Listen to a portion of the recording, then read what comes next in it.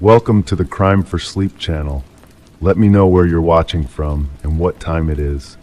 And don't forget to like, comment, and subscribe. Story 1. I still remember the way the fluorescent lights flickered above us as we descended the narrow staircase into the basement of the Rosewood Apartments. The air grew heavier with each step, carrying a peculiar scent, musty and damp, yet with an underlying sweetness that didn't belong. My partner, Detective Marquez, ran her fingertips along the wall, collecting decades of dust on her skin. This place was supposedly sealed off 15 years ago, she whispered, though there was no real need for hushed tones. Her voice seemed to dissolve into the thickness of the air around us. I am Detective James Holden, and for 23 years I've worked cold cases in this small coastal town. Cases that others have abandoned or forgotten. But this one found us by accident on a routine building inspection. The maintenance supervisor had called us that morning, his voice trembling slightly over the phone. "You need to see this," he'd said. "Something's not right down there." He wouldn't elaborate further, just kept repeating that the basement had been sealed since a pipe burst in 2008, condemning the lower level to disuse. The final few steps creaked beneath our weight as we reached the landing. The supervisor fumbled with an ancient ring of keys, each one scratching against the lock before he found the right one. The door swung open with surprising ease, as if recently oiled. "I didn't touch anything," he assured us, staying back in the stairwell as we entered. The beam from my flashlight cut through the darkness, revealing a space approximately 30 feet square. The basement was divided by concrete pillars, creating shadows upon shadows, but it wasn't the architecture that caught my attention, it was the evidence of habitation. In the far corner, a makeshift bed had been fashioned from what appeared to be maintenance rags, old newspapers, and discarded clothing. Beside it, a neat stack of empty food containers, mostly microwave meals and protein bar wrappers. Some looked relatively fresh, the expiration dates visible, only 3 weeks old. "This building has 28 units," Marquez said softly, making notes in her small leather-bound notebook. "All occupied, all accounted for, no reports of squatters or break-ins." I moved my flashlight beam along the walls, and that's when I saw them, the messages. Carved into the concrete with what must have been painstaking effort, row after row of the same phrase, "You're not supposed to be here." Some of the carvings looked weathered, the edges softened by time. Others appeared fresher, the concrete dust still visible on the floor below them. Whoever had been living here had been doing so for a very long time. "Check this out," Marquez called from behind a pillar. I joined her, the beam of my light revealing a small collection of personal items arranged with disturbing precision.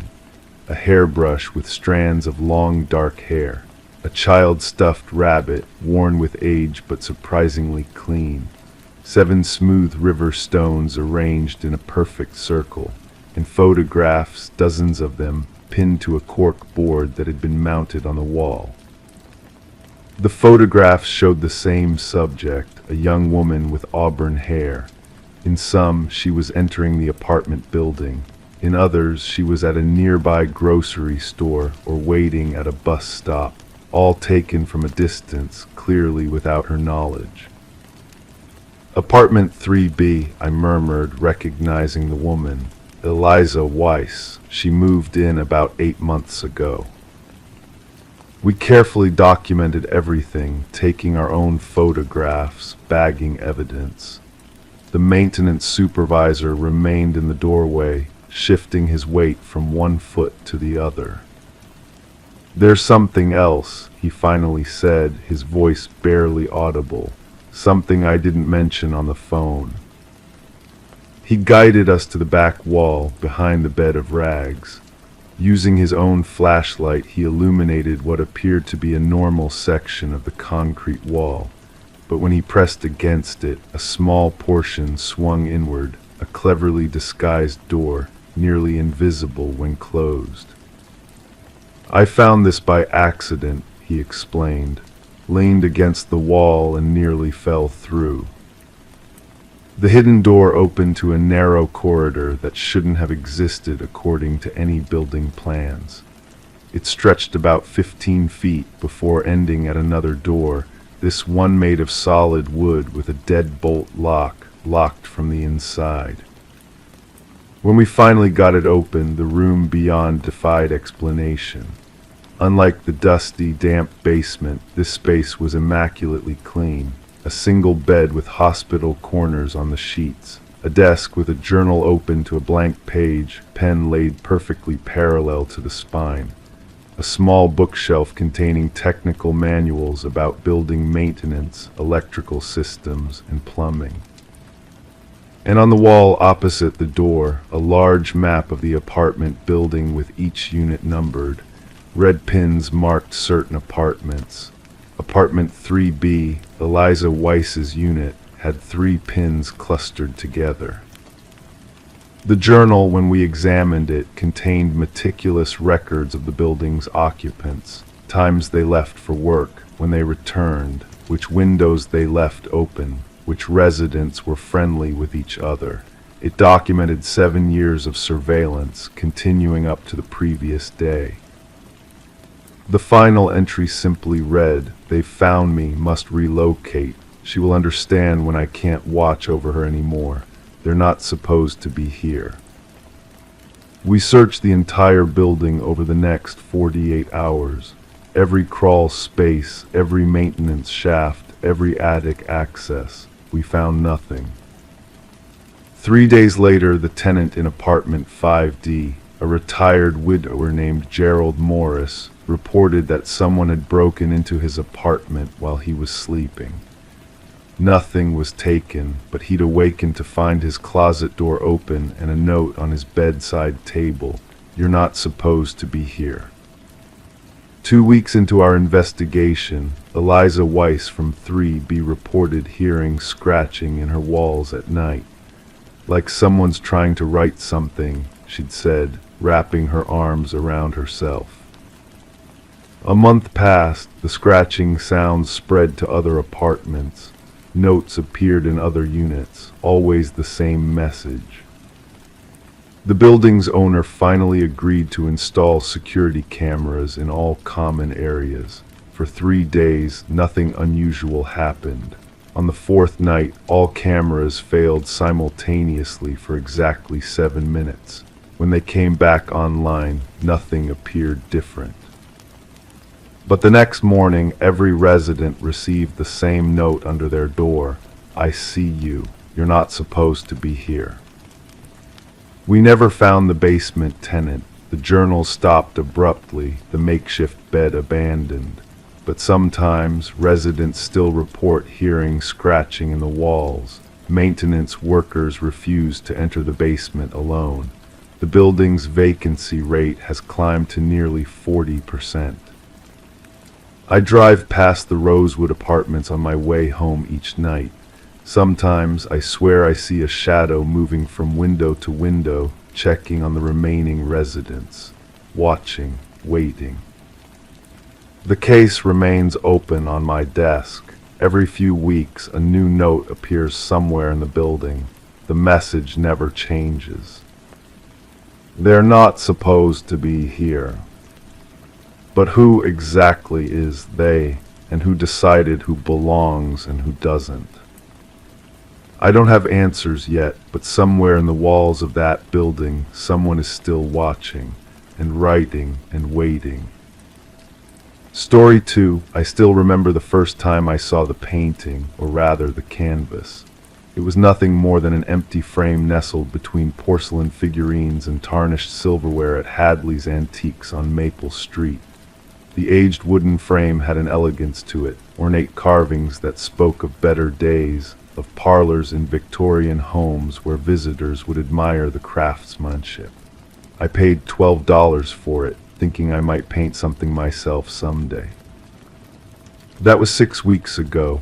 Now I sit across from it in my living room, watching it as if it might move before my eyes.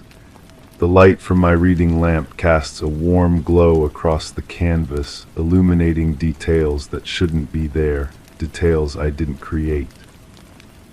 Let me take you back to the beginning, to when things were still normal. My name is Alina Pierce. I'm a curator at the Westbrook Museum of Fine Arts, specializing in 19th century portraiture. I live alone in a modest apartment on the east side of town, where the rent is reasonable and the neighbors keep to themselves, the kind of place where nothing extraordinary happens. The morning after I brought the frame home, I placed it on the wall opposite my bed, admiring the way the morning light caught the aged gold leaf. I remember trailing my fingers along the intricate carvings before heading to work, feeling pleased with my purchase. When I returned that evening, exhausted from a day of catalog preparations, I barely glanced at it before falling asleep. It was the next morning when I noticed the first brush stroke, a single line of deep blue curved like a distant horizon. I approached it slowly, coffee mug warm in my hand, the steam rising between me and the canvas. I touched the paint. It was dry, completely dry, as if it had been there for years. Strange, I whispered to the empty apartment. I assumed I must have absent-mindedly added the stroke myself, though I couldn't remember doing so. I made a mental note to be more careful with my new acquisition and went about my day.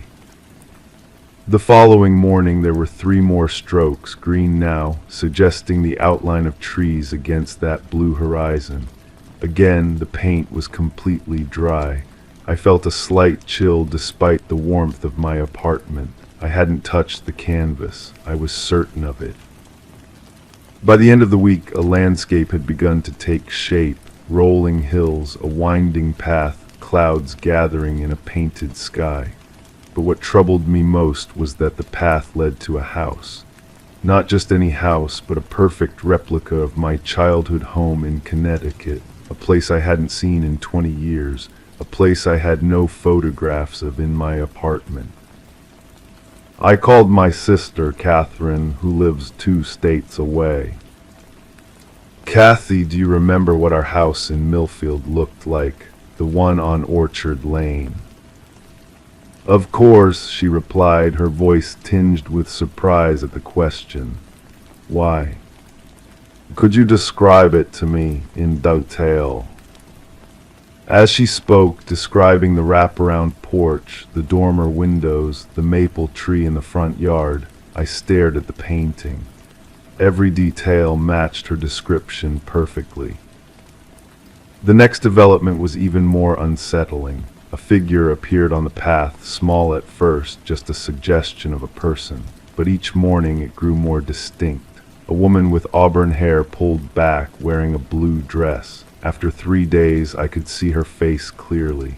It was my mother, exactly as she looked in the summer of 1997, the year before she disappeared. I didn't tell anyone about the painting. Who would believe me? Instead, I started documenting the changes, taking photos each morning and evening with my phone. The figure of my mother moved closer to the house each day, her expression becoming more distinct, worried, hurried, looking over her shoulder. On the 12th day, another figure appeared at the edge of the canvas, partially hidden among the trees I'd first seen emerge from those initial green strokes. It was too indistinct to identify, but something about its posture suggested it was watching, waiting. I began staying home from work, calling in sick, unable to tear myself away from the canvas and its daily revelations. I moved the painting from my bedroom to the living room, where I could sit across from it, observing it throughout the day. Nothing ever changed while I watched. The new details appeared only when I slept or when I left the room for more than an hour. By the 3rd week, the scene had expanded beyond the house. The right side of the canvas now showed the old barn that had stood on our property, and beside it our neighbor Mr. Tavish's blue pickup truck. I remembered that truck. He used to give us rides into town sometimes, my sister and me perched in the back, wind whipping through our hair. But Mr. Tavish had been questioned extensively when my mother vanished. The police had searched his property, his vehicles. Nothing was ever found, and he moved away the following year. I hadn't thought about him in decades. The figure in the trees was clearer now, tall, broad-shouldered, wearing what appeared to be a flannel shirt. I couldn't see the face yet, but something about the stance made my stomach tighten with apprehension. I began to research the previous owners of the frame. Hadley, the antique shop owner, could only tell me she'd acquired it at an estate sale 3 counties over. The deceased owner was a woman named Margaret Winters, who had no apparent connection to my family or Millfield. On day 25, I woke to find my mother's figure had reached the house. She stood on the porch, one hand on the door handle, looking back toward the trees. The figure there had emerged further from the shadows. I could see now that it was indeed a man in a flannel shirt, his face still obscured, but his posture unmistakably tense, predatory. That night I dreamed of my mother. In the dream, she sat at our kitchen table, writing something on a piece of paper. "Look under the floorboards," she said without looking up. "Not where they already searched, under the 3rd board from the north wall in the pantry." I woke up sweating, heart pounding against my ribs like it wanted to escape. The painting had changed again. My mother was now inside the house, visible through the front window at the kitchen table, exactly as she had been in my dream. I called my sister again. "Kathy, do you remember if the police ever searched the pantry when Mom disappeared?" "I don't think so," she said after a pause. "They focused on the basement and the barn. Why are you asking all these questions about the old house?" I couldn't tell her the truth, just some old memories surfacing. "Do you know who lives there now?" "No one. The place has been empty for years. Dad could never sell it after what happened." The next morning the painting showed my mother still at the kitchen table, but now she was writing something. I pressed my face close to the canvas, trying to make out the words, but they were too small, indistinct blurs of paint. That evening I booked a flight to Connecticut. The old house on Orchard Lane looked smaller than I remembered, weathered by years of neglect. The paint was peeling, the gardens overgrown. I used the spare key my father had always kept, hidden in a false rock near the back steps, still there after all these years. Inside, the house was a time capsule. Sheets covered the furniture, dust layered every surface, but otherwise it remained as we had left it after my mother's disappearance. My father, consumed by grief and suspicion, had moved us away but never managed to clear out the house or put it on the market. I made my way to the pantry, a small room off the kitchen where my mother had stored canned goods and baking supplies. The linoleum floor was curled at the edges, yellowed with age. I counted the floorboards from the north wall, 1, 2, 3. The board was loose. It came up easily when I pulled at it with a kitchen knife I found in a drawer. Beneath it was a space about 6 inches deep, and in that space was a small metal box, the kind used for cash or valuables. Inside the box was a journal, my mother's journal, its pages filled with her neat, familiar handwriting. And there, among the entries about gardening and book club meetings, were her suspicions about Mr. Tavish, how he watched her when he thought she wasn't looking, how he had made comments about Dad being away so often for work, how she had seen him looking in through windows at night. The final entry, dated 2 days before she disappeared, read, If anything happens to me, look to Harold Tavish. I've seen him in the woods behind our property 3 nights this week. I've told James, my father, but he thinks I'm being paranoid. I'm writing this down as evidence. When I returned home, the painting had changed again. The figure of my mother was gone from the house. The man in flannel, Harold Tavish, I now knew without doubt, was walking away from the barn, carrying something heavy wrapped in what looked like a tarp. I took the journal and the photos of the painting to the local police in Connecticut. They reopened the case, reluctantly at first, until DNA testing on strands of hair found preserved in the journal matched samples they still had in evidence storage. 3 days later, they searched the property once owned by Harold Tavish, who had died 5 years earlier. They found human remains buried beneath the concrete floor of an old workshop behind his former house.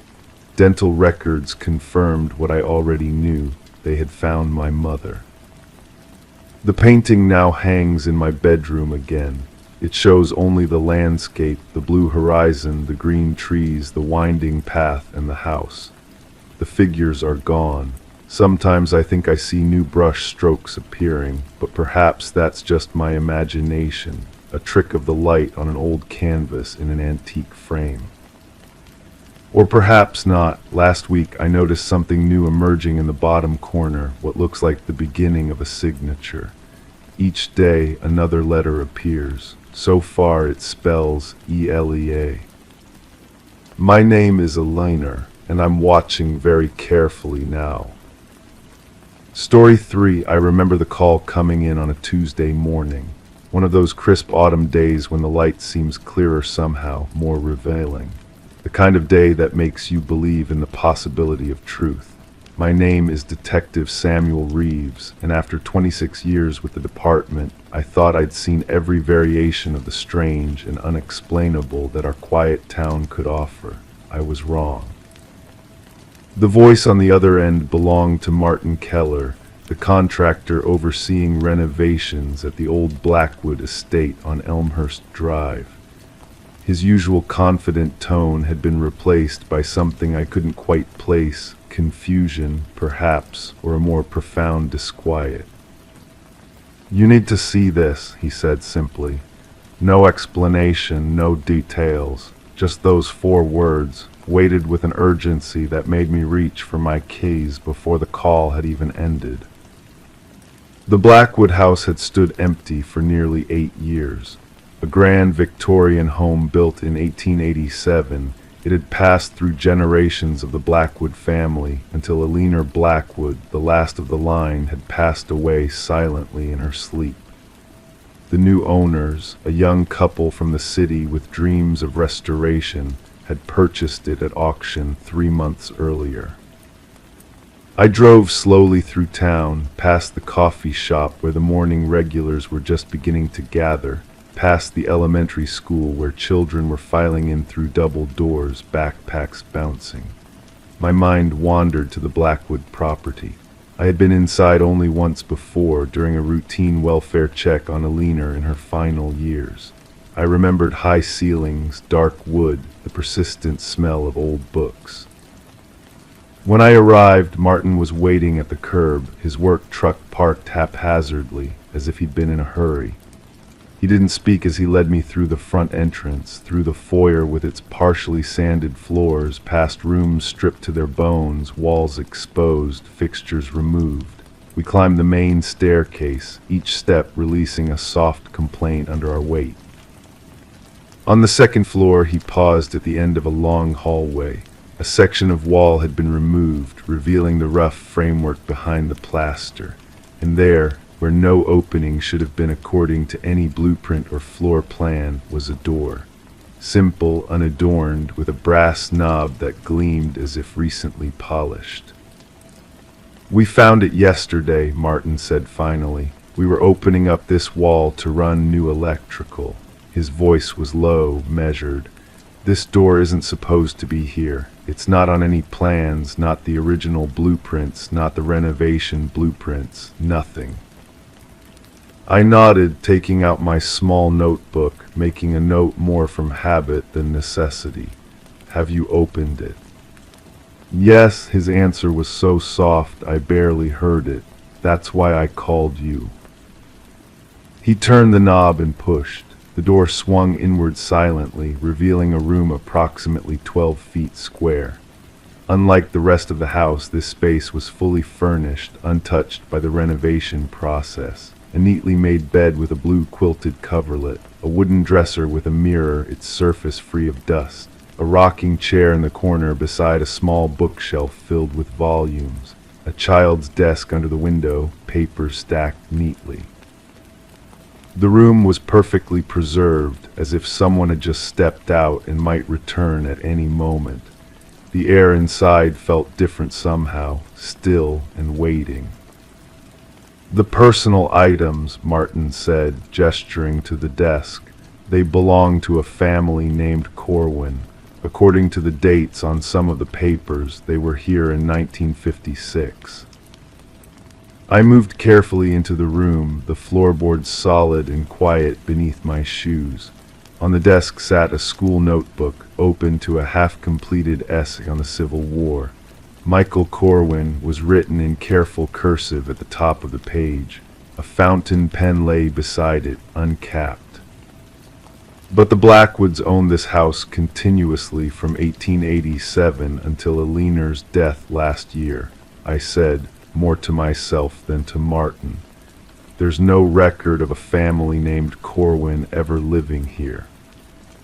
I examined the dresser next, opening drawers to find neatly folded children's clothes. Boys' clothes, from the style and size appropriate for a child of perhaps 12 or 13. In the top drawer I found a small tin box containing baseball cards, a few marbles, and a folded piece of paper. I opened it carefully to reveal a family photograph, a mother, father, and young boy standing in front of the Blackwood house. Written on the back in faded ink, the Corwins, September 1956. They looked happy, ordinary, the father tall and slim in a suit, the mother with her hair styled in the fashion of the time, the boy, Michael, presumably, grinning widely to reveal a missing front tooth. We've gone through town records, Martin continued. Property deeds, census records, school enrollments. There's no mention of any Corwin family ever living in this town, let alone this house. I crossed to the window and looked out. The view showed the back garden of the Blackwood estate, but something was off. The massive oak tree that now dominated the yard was nowhere to be seen. Instead, a small gazebo stood where the tree should have been, a gazebo that I knew had been torn down in the early 1960s, according to Historical Society records. The view, I murmured, it's from 1956. A chill settled between my shoulder blades as I turned back to the room. It felt wrong somehow, not just impossible, but fundamentally incorrect, like a word spelled backwards. This room existed in opposition to what I knew to be true. On the nightstand beside the bed, I found a small leather-bound journal. Opening it revealed daily entries in what appeared to be a child's handwriting, growing progressively more agitated. September 16, 1956. Mom and Dad are acting strange. They say they can't hear the sounds coming from the walls, but I know they're lying. September 22, 1956. Dad nailed my window shut. Says it's because of the draft, but I think it's because of the shadows that move outside at night. September 30, 1956. The house feels wrong.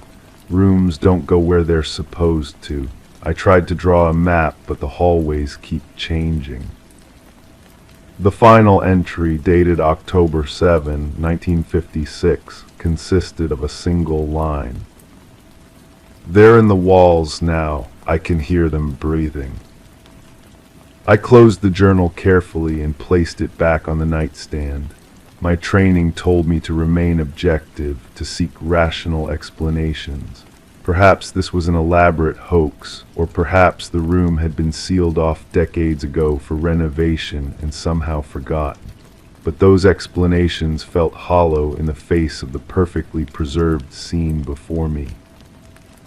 "Has anyone in town mentioned remembering this family?" I asked Martin. He shook his head. "We've asked around. No one recognizes the name or the people in the photo. It's like they never existed except in this room." I spent 3 more hours in that impossible space, documenting every item, taking photographs, searching for some clue that might explain its existence. I found school assignments, toys, clothing, all the ordinary possessions of a child from the 1950s, all belonging to a boy who, according to every official record, had never existed. As the day progressed, I noticed something troubling. Each time I left the room and returned, small details seemed to have changed. A book moved slightly on the shelf, the rocking chair angled differently, the quilt on the bed with one more wrinkle than before. Nothing I could definitively prove had moved, but enough to heighten my growing sense of unease. By late afternoon, I had exhausted all immediate investigative avenues.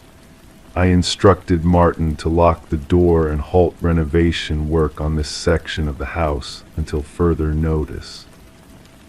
In the weeks that followed, I dove into historical research. I interviewed elderly residents, searched through newspaper archives, examined school records from 1956. I found nothing about the Corwin family, no arrival in town, no departure, no tragedy that might explain their absence from history. The only potentially relevant incident I uncovered was a small note in the October 10, 1956 edition of our local paper, mentioning that Alina Blackwood, then just 23 years old, had returned from an extended European tour to reclaim her family home. There was no mention of previous occupants, no reference to the Corwins. 3 months have passed since the discovery of that room. The new owners, unsettled by what was found, sold the property back to the town at a loss. The renovation has been abandoned, the house standing empty once again. Sometimes on quiet nights I drive past the Blackwood estate. I park across the street and simply watch the darkened windows. And sometimes, though I tell myself it must be a trick of moonlight or shadow, I see a small figure at the second-floor window of a room that shouldn't exist, a boy looking out at a world that's forgotten him. I keep the copy of the Corwin family photograph in my desk drawer. I've stared at it countless times, searching their faces for some clue.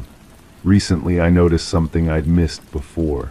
In the background, partially obscured by the father's shoulder, stands a fourth figure, a woman in dark clothing. Her face is blurred, but something about her posture, the angle of her head, seems familiar. In the town's historical archives, there's a photograph of Alina Blackwood from 1956, taken upon her return from Europe.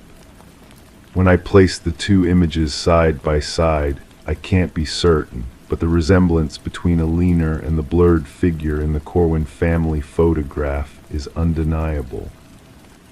What happened in that house in 1956? What became of the Corwin family? And how could a room exist, perfectly preserved for over 60 years, in a space that should have been nothing but hollow wall? These questions remain unanswered.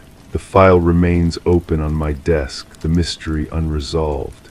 And sometimes, when I wake in the darkest hours of night, I wonder about that final journal entry, about what might live within the walls of the Blackwood house, breathing, waiting, remembering. I wonder if some doors once found should remain closed.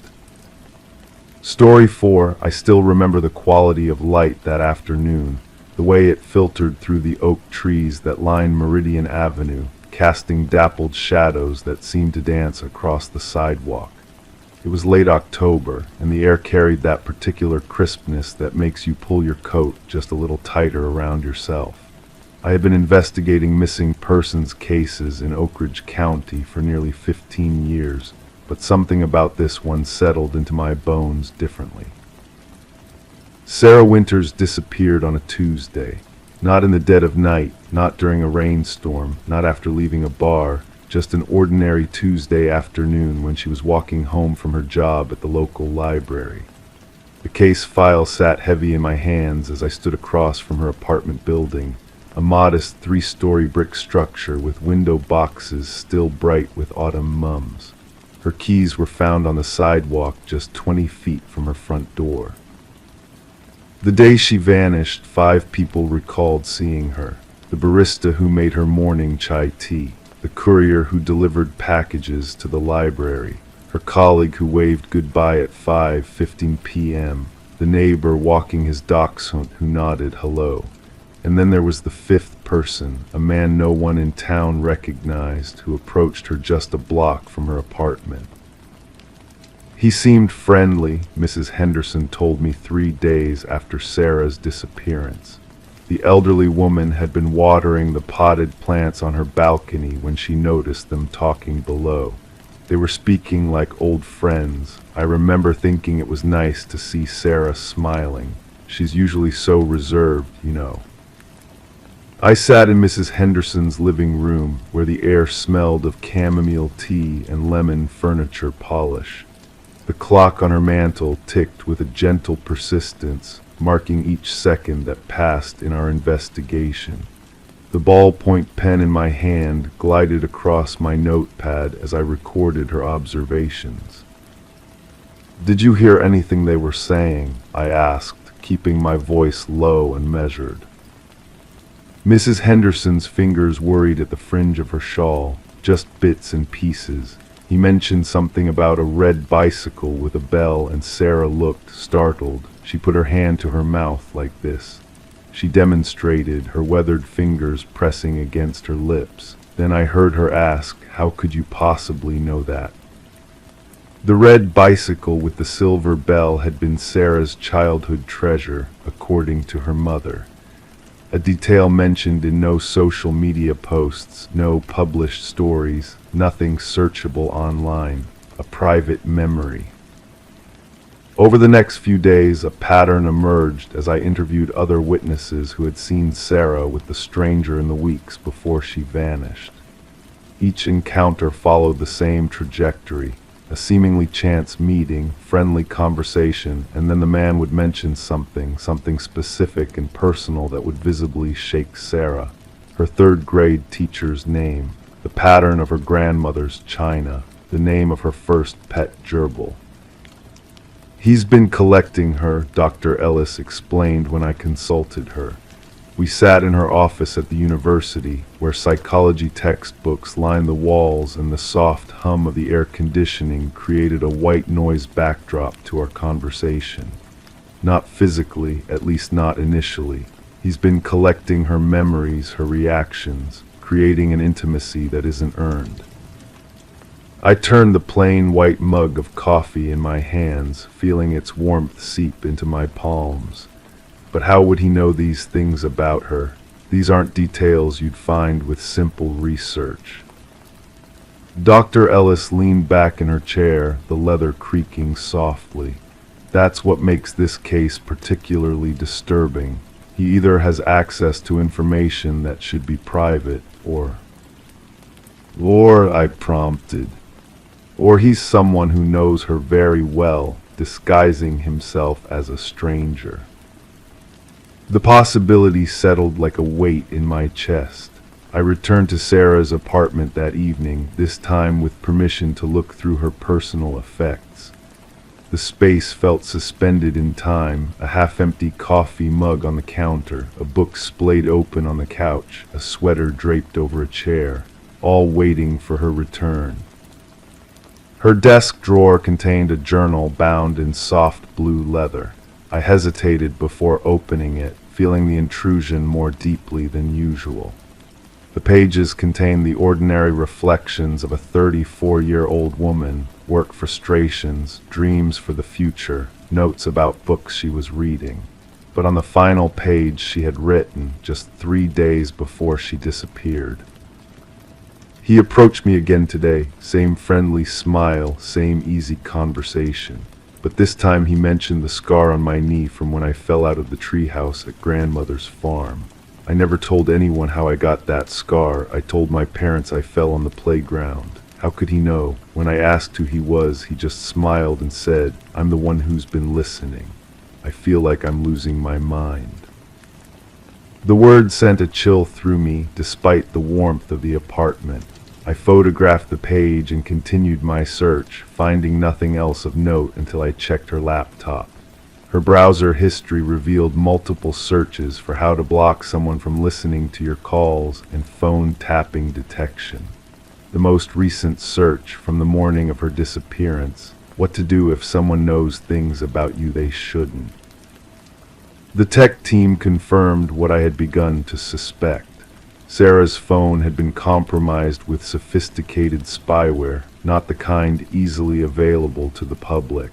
Someone had been listening to her conversations, possibly for months. They would have heard her catching up with childhood friends, reminiscing with family, even her therapy sessions conducted by phone during the pandemic. I requested camera footage from businesses along Sarah's route home. Most had nothing useful, but the convenience store on the corner captured a partial image of the man walking beside her. Though his face was angled away from the camera, something about his posture seemed familiar. When the facial recognition software finally found a match 3 days later, the revelation dropped like a stone in still water. Martin Wells. He had worked in IT security at the library for 6 months before Sarah disappeared. He had access to the building's Wi-Fi network, the same network Sarah used daily on her phone, and he had left town the day after she vanished. The search of his apartment revealed walls covered with notes, transcripts of Sarah's private conversations, photographs taken without her knowledge, a detailed map of her daily routines. In the bedroom closet, we found a collection of items: a red bicycle bell tarnished with age, a piece of china with the same pattern as her grandmother's, a small cage suitable for a gerbil. But of Sarah herself, we found no trace. 6 weeks into the investigation, a security camera at a gas station 300 miles north captured an image of Martin Wells. He was driving a blue sedan with a passenger whose face we couldn't see. The timestamp showed 2:17 a.m., the night Sarah disappeared. 3 days ago, we located the vehicle abandoned near a hiking trail that winds deep into the national forest. The forensics team found strands of hair matching Sarah's DNA on the passenger seat. Search teams with dogs have been combing the woods, but the area is vast, and the trail eventually splinters into dozens of unmarked paths. As I write this report, sitting at my desk with the lamp casting a small pool of light in the darkness, I can't help but think about the vulnerability of our private moments. How our memories, those intimate pieces of ourselves that we share in confidence, can be weaponized by someone simply listening from the shadows. The search for Sarah Winters continues, but I am haunted by her last written words: "I'm the one who's been listening." In our world of constant connection, perhaps the most terrifying predators are not those who watch us from afar, but those who draw close enough to hear the stories we tell, collecting the pieces of us, one memory at a time. Story 5. I remember the first time I saw the house on Maple Street. There was nothing particularly remarkable about it, just another Victorian home with peeling paint and a wraparound porch that had seen better days. But something about it made me slow my car as I passed by. Maybe it was the way the curtains in the upper window seemed to shift, though there wasn't any breeze that autumn afternoon. Or perhaps it was the strange collection of porcelain dolls visible through the front window. their painted eyes following passers-by with an eerie attentiveness. That was 3 months before Eliza Morgan disappeared. I'm Detective Thomas Renner, 30 years with the department, and this would be my last case before retirement. The kind of case that stays with you long after you've turned in your badge. The call came in on a Tuesday morning. The air was heavy with the promise of rain, the sky a flat, endless gray. I remember the weight of my coffee mug in my hand, the slight chip on its rim catching against my lip as I listened to the dispatcher's voice. A neighbor hadn't seen Eliza in days. Mail piling up, car in the driveway, no response to knocks on the door. Welfare check, they called it, but we all know what that often means. Eliza Morgan lived alone in that old Victorian, 42 years old, librarian at the local college, no family in the area, kept to herself according to neighbors. The only unusual thing anyone mentioned was her collection of antique dolls. Creepy things, Mrs. Peterson from next door said when I interviewed her. Always watching you, those glass eyes. I don't know how she slept with them all around. The house was unlocked when we arrived, not forced entry, just unlocked, as if Eliza had stepped out for a moment and expected to return shortly. Her purse was still on the kitchen counter, keys, phone, wallet intact. In the living room, the dolls watched us from every surface. Shelves lined with porcelain faces, glass cabinets filled with delicate figures in lace dresses, some antiques clearly valuable, others newer but made to look old. Jesus, my partner Davis, whispered, "It's like a museum of nightmares in here." I noted how they were arranged, all facing the center of the room, all facing where someone would sit. The house revealed nothing obvious at first, no signs of struggle, no blood, no disorder beyond the everyday mess of living, dishes in the sink, a half-empty cup of tea on the coffee table, a thin film of mold growing on its surface. The television remote placed precisely on the arm of the sofa. It was in Eliza's bedroom that we found the first real clue. A single doll sat on her perfectly made bed. Unlike the others, this one wasn't part of her collection. It was newer, cheaper, a mass-produced thing with synthetic hair and painted features. A small note was pinned to its dress, "I know what you did." The lab found no fingerprints on the note or the doll, no DNA, nothing to trace. We began the slow process of piecing together Eliza Morgan's life. A quiet woman who moved to town 5 years ago, no close friends, polite but distant with colleagues. Her internet search history revealed an interest in local history, particularly the unsolved disappearance of a young girl named Rebecca Peterson in 1987. Rebecca had vanished while walking home from school, 7 years old, never found. What connected Eliza to this 30-year-old cold case? I spent hours in the archives, pulling old files, reading faded reports. The detective who had led the investigation was long retired, living in Florida now. When I called him, his voice was thin with age, but his memory was sharp. "Peterson case," he said, "that one haunted me. Little girl just vanished, no body, no witnesses, nothing." He paused, and I could hear him breathing. There was a suspect, teenage girl who lived nearby, used to babysit Rebecca sometimes, but we couldn't prove anything. "What was her name?" I asked, though I already knew the answer. Elizabeth Morgan. Eliza Elizabeth. I sat with this knowledge for a long time in my quiet office, the sound of rain against the windows creating a gentle rhythm. Elizabeth Morgan had changed her name slightly, moved away, created a new life, but she had returned to the town where Rebecca disappeared. Why? The doll found on her bed wasn't from her collection. Someone had placed it there. Someone who knew or thought they knew what she had done. We searched birth records, school photographs. Elizabeth Morgan at 15 had the same slight build, the same quiet demeanor as Eliza, but was she capable of what the note implied? 3 weeks into the investigation, Mrs. Peterson called me, the neighbor. Her voice trembled over the phone. "Detective, there's something on Eliza's porch. A doll. It wasn't there yesterday." I drove to Maple Street immediately. The doll sat precisely in the center of the porch swing, its glassy eyes staring at the front door. It was dressed in a blue pinafore with white trim, exactly like the one Rebecca Peterson had been wearing when she disappeared. We set up surveillance cameras that night, motion sensors, a patrol car parked down the street. The footage showed nothing. No one approached the house.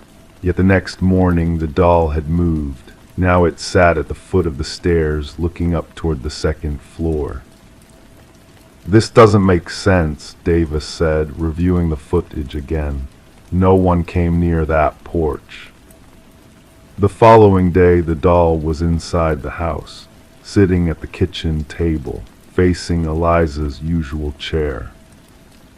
The cameras showed nothing. It was during my 5th review of the footage that I noticed something, a shadow moving across the lawn, too faint to be a person, more like a distortion in the air. I might have dismissed it as a technical glitch if I hadn't seen the same distortion the next night, and the next. We brought in different cameras, infrared, thermal imaging. None captured anything more substantial than that same strange distortion. 7 weeks after Eliza Morgan's disappearance, we found a sealed envelope in her mailbox. Inside was a single Polaroid photograph. It showed a clearing in the woods, a disturbed patch of earth, and sitting nearby, the doll in the blue pinafore. I recognized the location. Part of the old Peterson property, now abandoned, where the woods had reclaimed what was once a backyard. We found 2 bodies buried there. One recent, Eliza Morgan, no signs of trauma, toxicology still pending, and one much older, small bones, a child's skeleton wrapped in the decomposed remains of a blue pinafore. Rebecca Peterson had been found at last. The case file remains open. Officially, we're looking for whoever left the note and the doll on Eliza's bed, whoever took the Polaroid and led us to the bodies. But sometimes in the quiet hours when the office is empty and rain taps against my window, I think about those dolls in Eliza's house, all arranged to face the center of the room, all watching, waiting. And I think about how the surveillance footage showed nothing. No one placing that doll on the porch, no one moving it to the foot of the stairs, no one bringing it inside to sit at the kitchen table. I think about guilt, about secrets that wait decades to be revealed, about justice that comes in unexpected forms. The dolls from Eliza's collection were catalogued and stored in evidence, all except one, the one found with the note. That one disappeared from the evidence room 3 days after we found the bodies. The case remains unsolved, but sometimes on nights when I can't sleep, I find myself driving past that house on Maple Street. It sits empty now, a for sale sign swaying gently in the front yard. And sometimes, just sometimes, I swear I can see something moving behind the curtains of the upper window, a small shadow, watching, waiting. For what, I don't know. And perhaps it's better that way. Story 6. The first time I noticed something was wrong was 3 weeks after Eliza Blackwood moved into the Harmon estate. It wasn't dramatic, no screams piercing the night, no desperate calls to emergency services. Just a voicemail on my office phone with a voice that sounded hollow, distant, like someone speaking from the bottom of a well. Detective Walsh, my name is Eliza Blackwood. I think my house is stealing my memories. I remember playing that message twice, the soft hiss of the recording filling my small office as rain tapped gently against the window. Outside, Portland's perpetual gray had settled in for the season, casting everything in a muted palette that matched the unsettling feeling crawling up my spine. I've been a private investigator for 17 years. I've handled missing persons, insurance fraud, corporate espionage, the standard fare, but never had I received a call quite like this one. Something in her voice, a controlled terror, a lucidity fighting against confusion, made me reach for my worn leather notebook rather than the referral list for the city's mental health services. The Harmon estate sat at the end of Willow Lane, set back from the road behind a wrought iron gate that creaked in protest as I pushed it open. Victorian in design, 3 stories of architectural ambition with gables and dormers punctuating a slate roof gone green with moss. Rain dripped from eaves into puddles that reflected fragments of cloudy sky. Eliza Blackwood greeted me at the door with eyes too alert for someone who'd called about memory loss. She was in her early 40s, dark hair pulled back, wearing a cardigan that seemed too large for her frame, no wedding ring. The hollow of her throat pulsed visibly with each breath. "Thank you for coming," she said, ushering me into a foyer where the air felt several degrees cooler than outside. "I know how it sounds."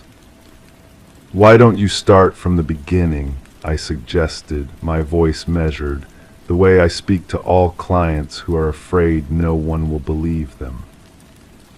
She led me into a sitting room where furniture older than both of us combined sat arranged exactly as it might have been 50 years ago. The house had come furnished. That was one of the first things she told me as she poured tea from a silver service that looked too heavy for her wrists to support. "I bought this place 6 weeks ago. It was a bargain too good to be true, I suppose," she said, a humorless smile touching her lips. "I needed a fresh start after my divorce, somewhere to rebuild." She passed me a cup of tea, the china delicate between my fingers. A grandfather clock in the corner marked time with weighty clicks that seemed to press against my eardrums. At first it was just small things. I couldn't remember where I'd put my keys or whether I'd taken my vitamins. Normal forgetfulness that comes with moving to a new place, she continued, her gaze drifting to the window where rain streaked the glass. But then, larger things began to slip away. She set her tea down untouched, hands trembling slightly. 3 days ago, I couldn't remember my mother's birthday. I've never forgotten it before April 17th. It just wasn't there anymore. And then yesterday, I couldn't recall the name of my childhood dog, a black lab named. She paused, frustration crossing her features. "See, it's gone again." I made notes in my book, the scratch of my pen against paper, the only sound besides the clock and the rain. "Ms. Blackwood, memory lapses can happen for many medical reasons. Have you spoken with a doctor?" "Yes," she answered quickly. "Blood work, cognitive tests, even an MRI, all normal. That's not why I called you." She leaned forward, her voice dropping. "It's what I found in the walls." The temperature in the room seemed to drop further. She stood, motioning for me to follow. We walked down a hallway lined with paintings of stern-faced strangers, previous occupants, I assumed. Our footsteps echoed on hardwood floors that creaked under the weight of our passing. The master bedroom was spacious but felt claustrophobic, heavy drapes partially drawn across windows that looked out onto an overgrown garden. She approached the far wall, where floral wallpaper had been partially stripped away, revealing plaster beneath. "I was planning to redecorate," she explained, fingers hovering over the exposed section. "But when I started removing the paper, I found this." I stepped closer, the floorboards sighing beneath my feet. There, etched into the plaster in a flowing script that did not match Eliza's handwriting in the documents she'd shown me, were words. April 17, 1978, Margaret Blackwood's birthday. She loved lemon cake with white frosting. Beside it, in the same script, "Shadow black lab scared of thunderstorms, buried under the apple tree when I was 12. I ran my fingers over the etchings. They weren't carved in. They seemed to be part of the plaster itself, as though the words had formed as the material dried decades ago. "This is your mother's birthday?" I asked quietly. She nodded, eyes wide, and my dog's name was Shadow. I'd forgotten both until I saw them here. Her voice trembled, but I never wrote this, and the house was empty for 2 years before I moved in. I pulled out a small magnifying glass, examining the writing more closely.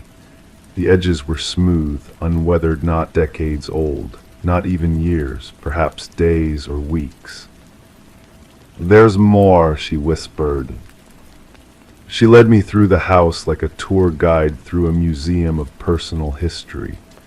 In the kitchen, behind a loose tile, first kiss, Jeremy Winters, summer camp, age 13. In the bathroom, beneath peeling paint, broke arm falling from swing, age 7, didn't cry until mom did. Each memory precisely detailed, each one forgotten by Eliza until rediscovered in the house. "Yesterday I couldn't remember my wedding anniversary," she said as we stood in the library, surrounded by books whose spines had faded to uniform darkness. "I'm divorced now, but 15 years of marriage, how could I forget that date?" "Have you found it written somewhere yet?" I asked, already knowing the answer. "No," she said, "but I'm afraid to look." I spent the afternoon taking photographs, making notes. The house remained silent except for our movements and that persistent grandfather clock marking time passing. As daylight began to fade, the shadows in the corners seemed to deepen rather than spread. "You think I'm insane," she said finally as I packed my notebook away. "No," I replied truthfully, "but I think we need to learn more about this house and who lived here before you." The county records office was my next stop.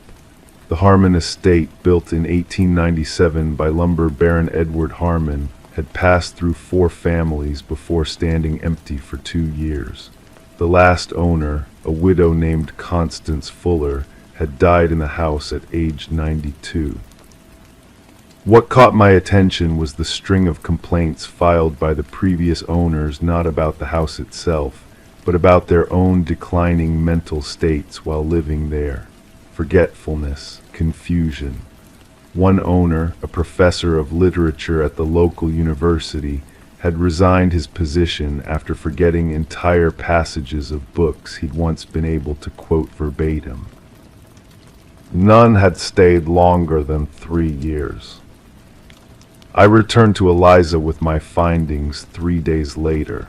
She looked paler, thinner, her movements more hesitant as she let me in. "I found more writing," she said without preamble, "in places I hadn't looked before, under the carpet, behind picture frames." "What memories?" "My wedding, my father's funeral, the name of my first school." She wrapped her arms around herself, and something else, something worse. She led me to the attic, a space I hadn't explored on my previous visit. A single bulb hung from the center beam, casting stark shadows across forgotten furniture and dust-covered trunks. She pointed to the wall where insulation had been pulled away, exposing the raw wooden structure of the house. Written in the same flowing script across the exposed beams was a passage I didn't recognize. The house remembers what we choose to forget. It holds what we cannot bear to carry. Our bargain is simple, forgetfulness in exchange for permanent record. The house does not judge. The house does not forgive. The house simply keeps. Below it, in different handwriting, sharper, more urgent. It takes more each day. Soon there will be nothing left of me that isn't written in these walls.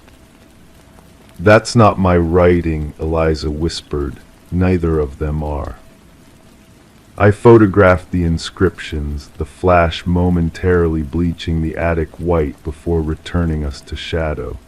Have you noticed anything else unusual? Cold spots, strange sounds. She shook her head, just the forgetting, and finding what I've forgotten written where it shouldn't be possible. That night I dreamed of a house with endless rooms, each wall covered in writing that shifted and changed when I wasn't looking directly at it. I woke with the sense that I had forgotten something important. The next day I interviewed neighbors. Most knew little about the house or its previous occupants, but an elderly man who'd lived across the street for 50 years recalled Constance Fuller, the last owner. Brilliant woman, he said, rocking gently on his porch swing. Had a memory like a steel trap when she first moved in. By the end, though, he shook his head sadly. Couldn't remember her own name some days, but always remembered the house. Always talked about it like it was alive, called it her keeper of memories.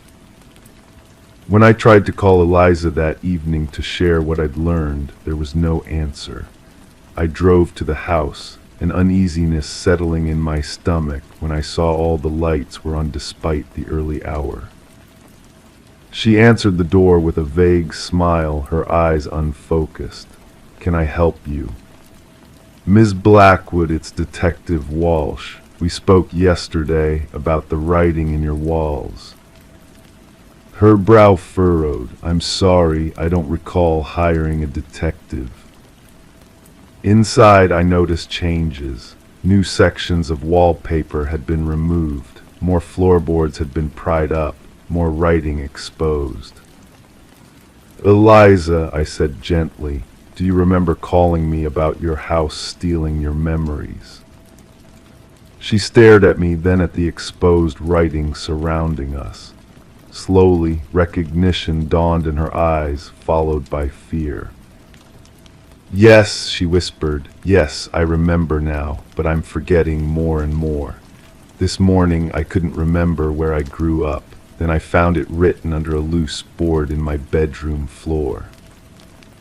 I guided her to sit down, the cushions exhaling softly beneath her weight.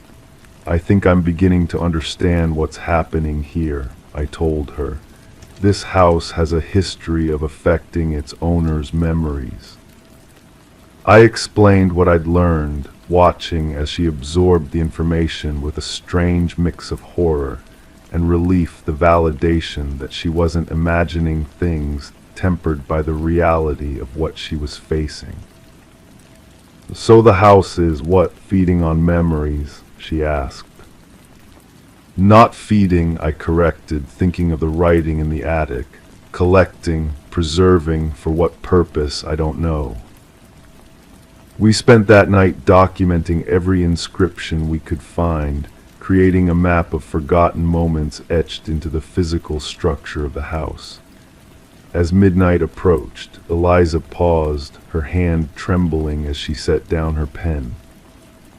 I can't remember my ex-husband's name, she said quietly. We searched the house for hours. No mention of him could be found in any wall, under any floorboard. It was as though the house had taken that memory, but not preserved it. What does it mean? She asked as dawn began to lighten the sky outside. I think, I said slowly, the house might be selective, keeping some memories, discarding others. 3 days later, Eliza Blackwood put the Harmon estate up for sale. She moved into a hotel while I continued my investigation, meeting her daily to share findings and check her memory. Each day, she forgot more. Each day, we found more writing in the house, but never everything she'd lost.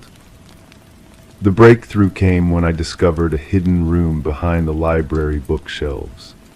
A small space, walls covered floor to ceiling in writing memories from every previous owner, their lives condensed to paragraphs on plaster and wood.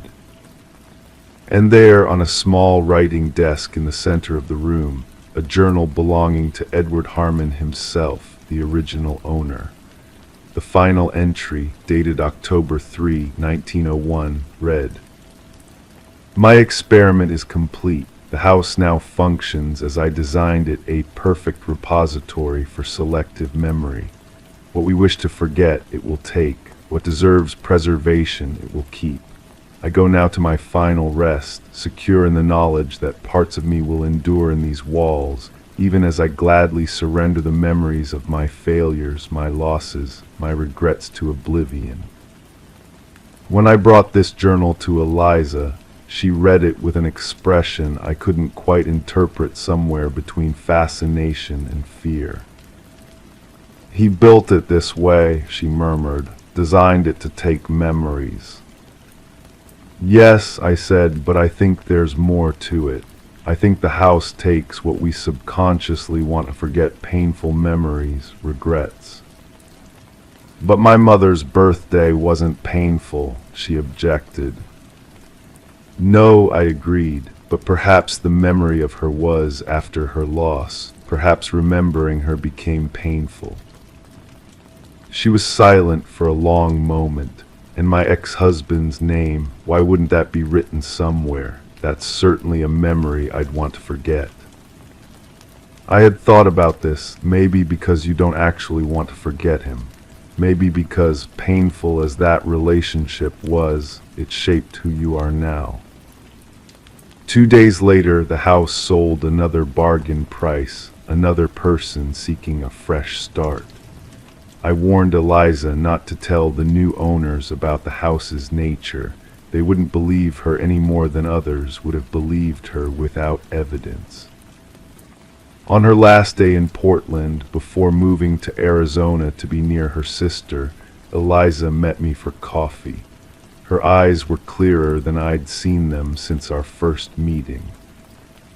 "My memories are coming back," she said. "Slowly, but they're returning, all except." "Well, except? There are still gaps, things I know happened but can't fully recall."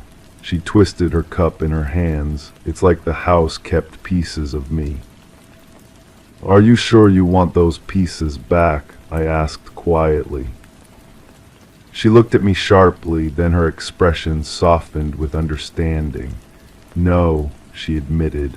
"Some things are better left in walls where no one will see them but the house." I still drive by the Harmon estate sometimes.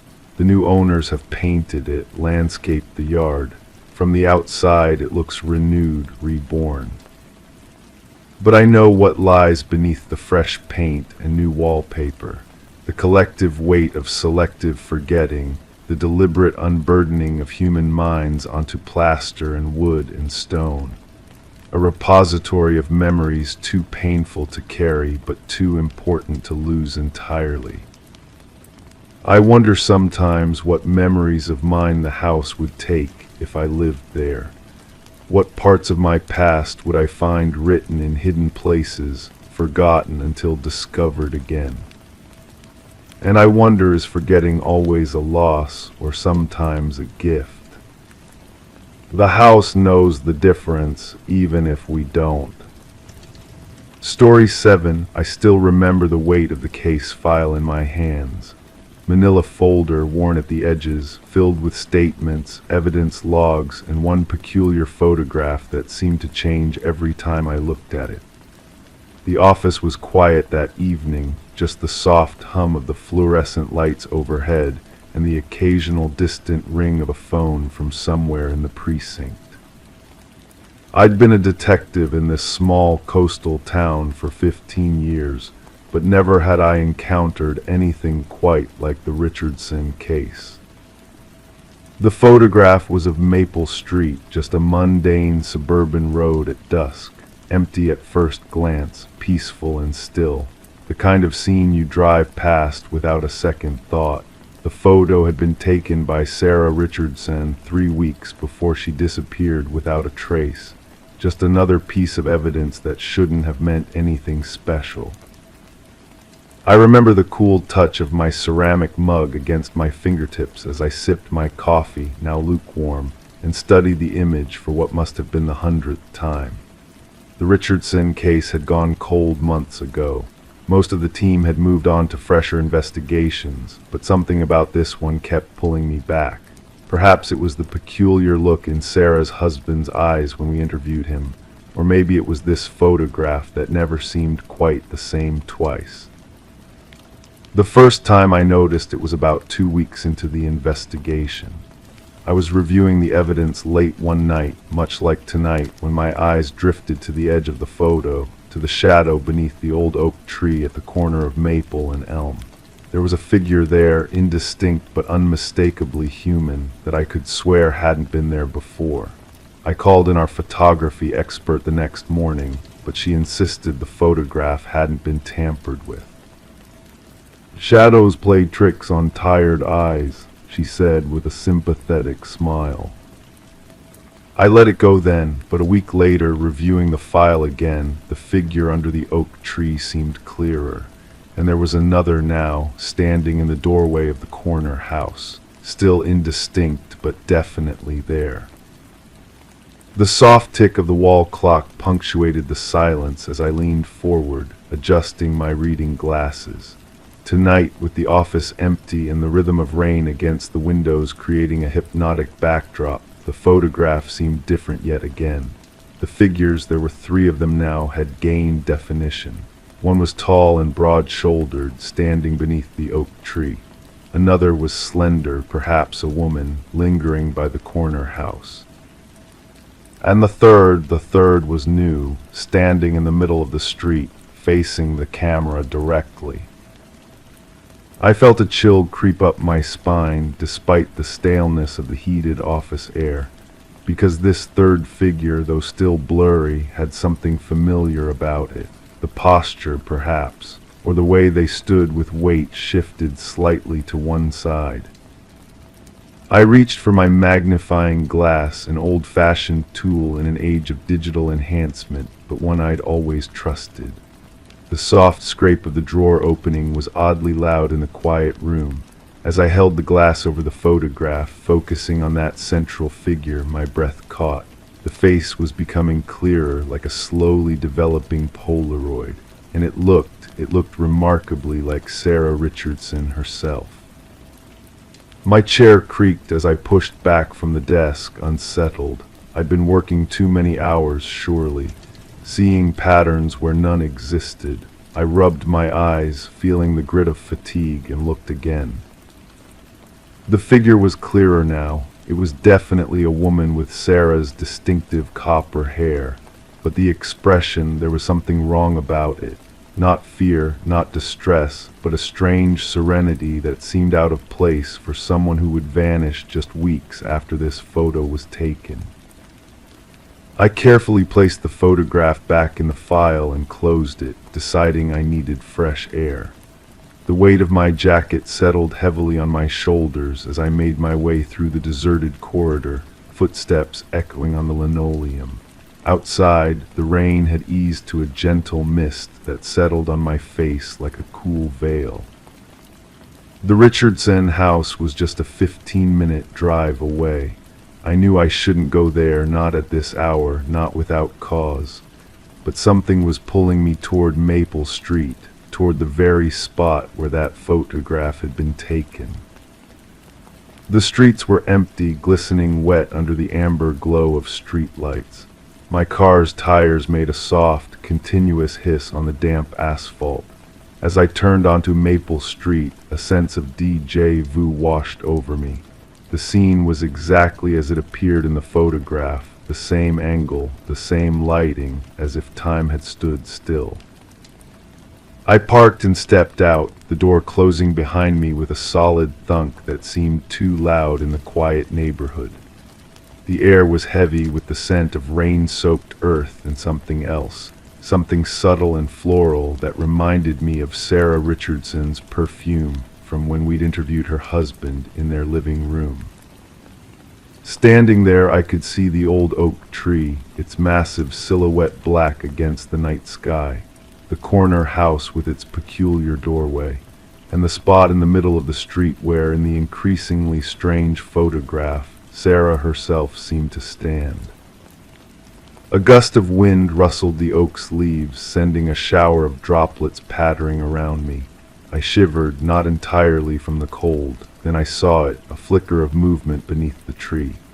My hand instinctively moved toward my holster, but I stopped myself. This was a peaceful neighborhood. There was no threat here, just my imagination, fueled by too many hours staring at that damn photograph. Still, I approached cautiously, my shoes making soft splashing sounds on the wet pavement. As I neared the tree, I saw something pale against its dark trunk, a piece of paper, perhaps, secured with what looked like thumbtacks. Drawing closer, I realized it was another photograph. With trembling fingers, I carefully removed the tacks and held the photo under the nearest streetlight. It was Maple Street again, from the same angle as Sarah's photograph, but in this one there were figures, clear, distinct figures. Sarah Richardson in the middle of the street, her husband under the oak tree, and at the corner house, a woman I recognized as Elaine Wheeler, the Richardsons' neighbor who had provided an alibi for Mr. Richardson on the night of Sarah's disappearance. But there was a fourth figure in this photograph, standing exactly where I was standing now. A figure with my face, staring directly at the camera. The photograph slipped from my suddenly numb fingers, floating to the wet pavement. I backed away, heart hammering against my ribs, the sound of blood rushing in my ears, drowning out everything else. That's when I felt it, a presence behind me. I turned slowly, already knowing somehow what I would see. There stood Sarah Richardson, as solid and real as the oak tree beside us. Her copper hair was dull in the streetlight, her eyes hollow. She wasn't smiling, but there was that same strange serenity I'd noticed in the photograph back at the precinct. "You finally came," she said, her voice soft yet perfectly audible, like a thought inside my own head. "I've been waiting for someone to really see." "Sarah," I managed to say, my voice a hoarse whisper, "what happened to you?" She glanced toward the corner house where a light had just come on in an upstairs window. "They think they were so careful," she said. "My husband, Elaine, they thought no one would ever know about their affair or how they planned to get rid of me. But I knew, I always knew, and now so do you." She bent down and picked up the fallen photograph, holding it out to me. "Evidence," she said simply. "All the evidence you need is right here. You just had to see it clearly." I reached out, hesitant, half expecting my hand to pass right through hers, but the photograph transferred solidly into my grasp. I looked down at it and gasped. It had changed again. Now it clearly showed Thomas Richardson and Elaine Wheeler in what was unmistakably an intimate embrace beneath the oak tree. And in the background, visible through the corner house window, was a scene of violence, Thomas Richardson with his hands around his wife's throat. When I looked up, Sarah was gone. The street was empty once more, just the soft patter of rain and the distant wail of a siren breaking the silence. I stood there for a long moment, the photograph clutched tightly in my hand, its edges growing damp from the mist. Then, with a newfound determination, I walked back to my car. The Richardson case wasn't cold anymore. It had just been waiting for someone to really look at the evidence, to see what had been there all along. As I started the engine, I glanced in my rearview mirror. For just a moment, I thought I saw Sarah Richardson standing in the middle of the street, watching me drive away. But when I turned to look directly, there was nothing there but empty pavement glistening under the streetlights. Nothing there at all except for the truth that had finally come to light. Story 8, I remember the first time I stepped into the Hartwell house. The floorboards whispered beneath my shoes, a gentle creak that seemed to follow me from room to room. It was late October, the kind of autumn evening where the air hangs heavy with the scent of dying leaves and wood smoke. The house had been vacant for nearly 8 months before Emily Hartwell moved in, a young writer looking for solitude and inspiration in the small town of Millfield. I wasn't called to investigate until 3 weeks after she'd torn open the east wall of her bedroom. By then, the local police had already dismissed her claims as stress-induced hallucinations, but something about the tremor in Chief Bennett's voice when he called me suggested otherwise. "Just talk to her," he said. "See what you make of it." The house stood at the end of Willow Street, partially obscured by 2 ancient oak trees whose branches stretched toward the slate-gray sky like arthritic fingers. Victorian in design, with faded blue paint peeling away from the clapboards. A house that had seen generations come and go, that had weathered storms both literal and metaphorical.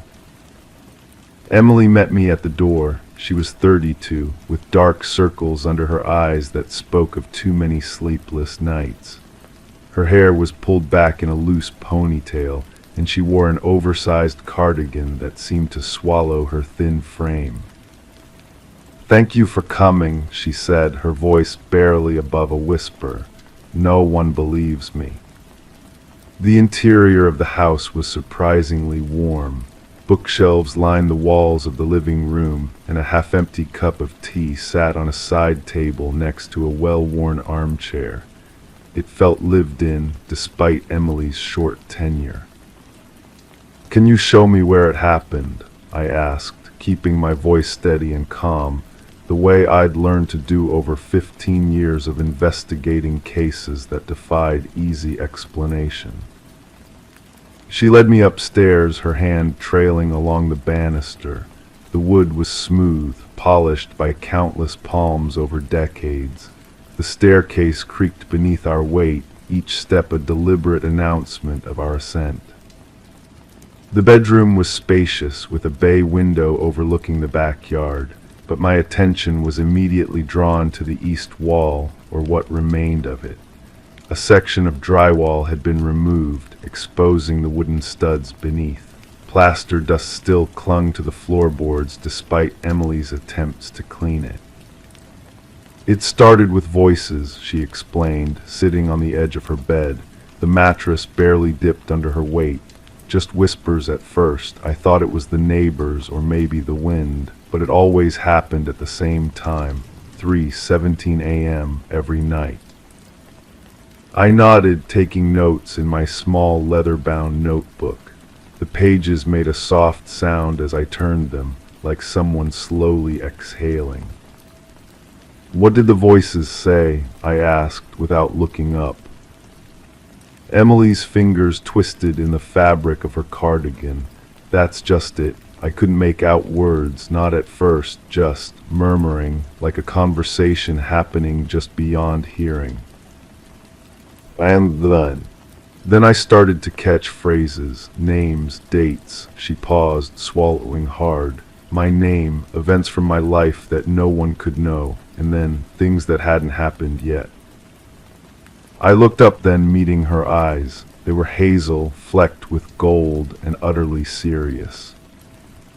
"That's when I decided to open the wall," she continued. "I thought maybe there was an old heating duct carrying sounds from another apartment, but this is a single-family home."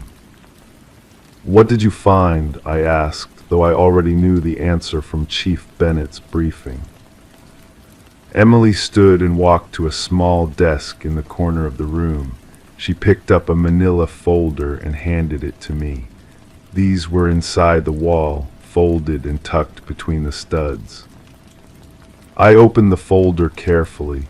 Inside were sheets of paper, some yellowed with age, others crisp and new. All covered in handwriting I recognized immediately from the statement Emily had given the police, her handwriting. "These are in your hand," I said, not a question but a confirmation. She nodded, arms crossed tightly across her chest as if holding herself together. But I never wrote them. I couldn't have. Some described things that happened years ago in this house before I ever moved in, and others. Her voice trailed off. Others describe things that haven't happened yet, I finished for her. The papers felt unusually heavy in my hands. I spread them across the bed, arranging them chronologically based on the dates written in the top right corner of each page. The earliest was dated 1997, 28 years ago. The latest was dated 3 weeks from today. "This one," Emily said, pointing to a page dated just last month.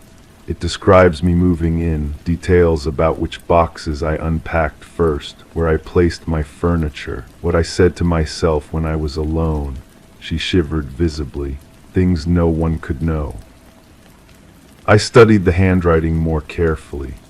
The older notes were written with a heavier hand, the newer ones with the same slight rightward slant I saw in Emily's police statement. One detail caught my attention, a small loop in the letter Y that appeared in both the mysterious notes and in Emily's known writing. "Have you lived in this house before?" I asked, though I'd already checked her background. She'd moved from Boston after her divorce, seeking a fresh start. "Never. I'd never even been to Millfield before last month." I walked back to the opened wall, running my fingers along the exposed wooden studs. They were old, weathered, the kind of solid oak framing used in construction a century ago. My fingertips caught on something, a small indentation. I leaned closer, using the flashlight on my phone. "There's something carved here," I said. Emily joined me, her breath warm against my shoulder as she leaned in to look. Etched into the wood was a series of numbers, 3/17/72. "March 17, 1972, I murmured. "My birthday," Emily whispered, "but that's impossible. This house was built in the 1890s. I didn't respond immediately, instead pulling out my phone to check the property records I'd downloaded before arriving. The Hartwell house had been built in 1893 and had changed hands 14 times. I scrolled through the list of previous owners, stopping at a name that appeared in 1970. Margaret Hartwell. "Is your family from this area?" I asked, keeping my voice neutral. Emily shook her head. "No, I'm from California originally." "Why?" "Did you know a Margaret Hartwell?" Her face remained blank, uncomprehending. "No, is that significant?"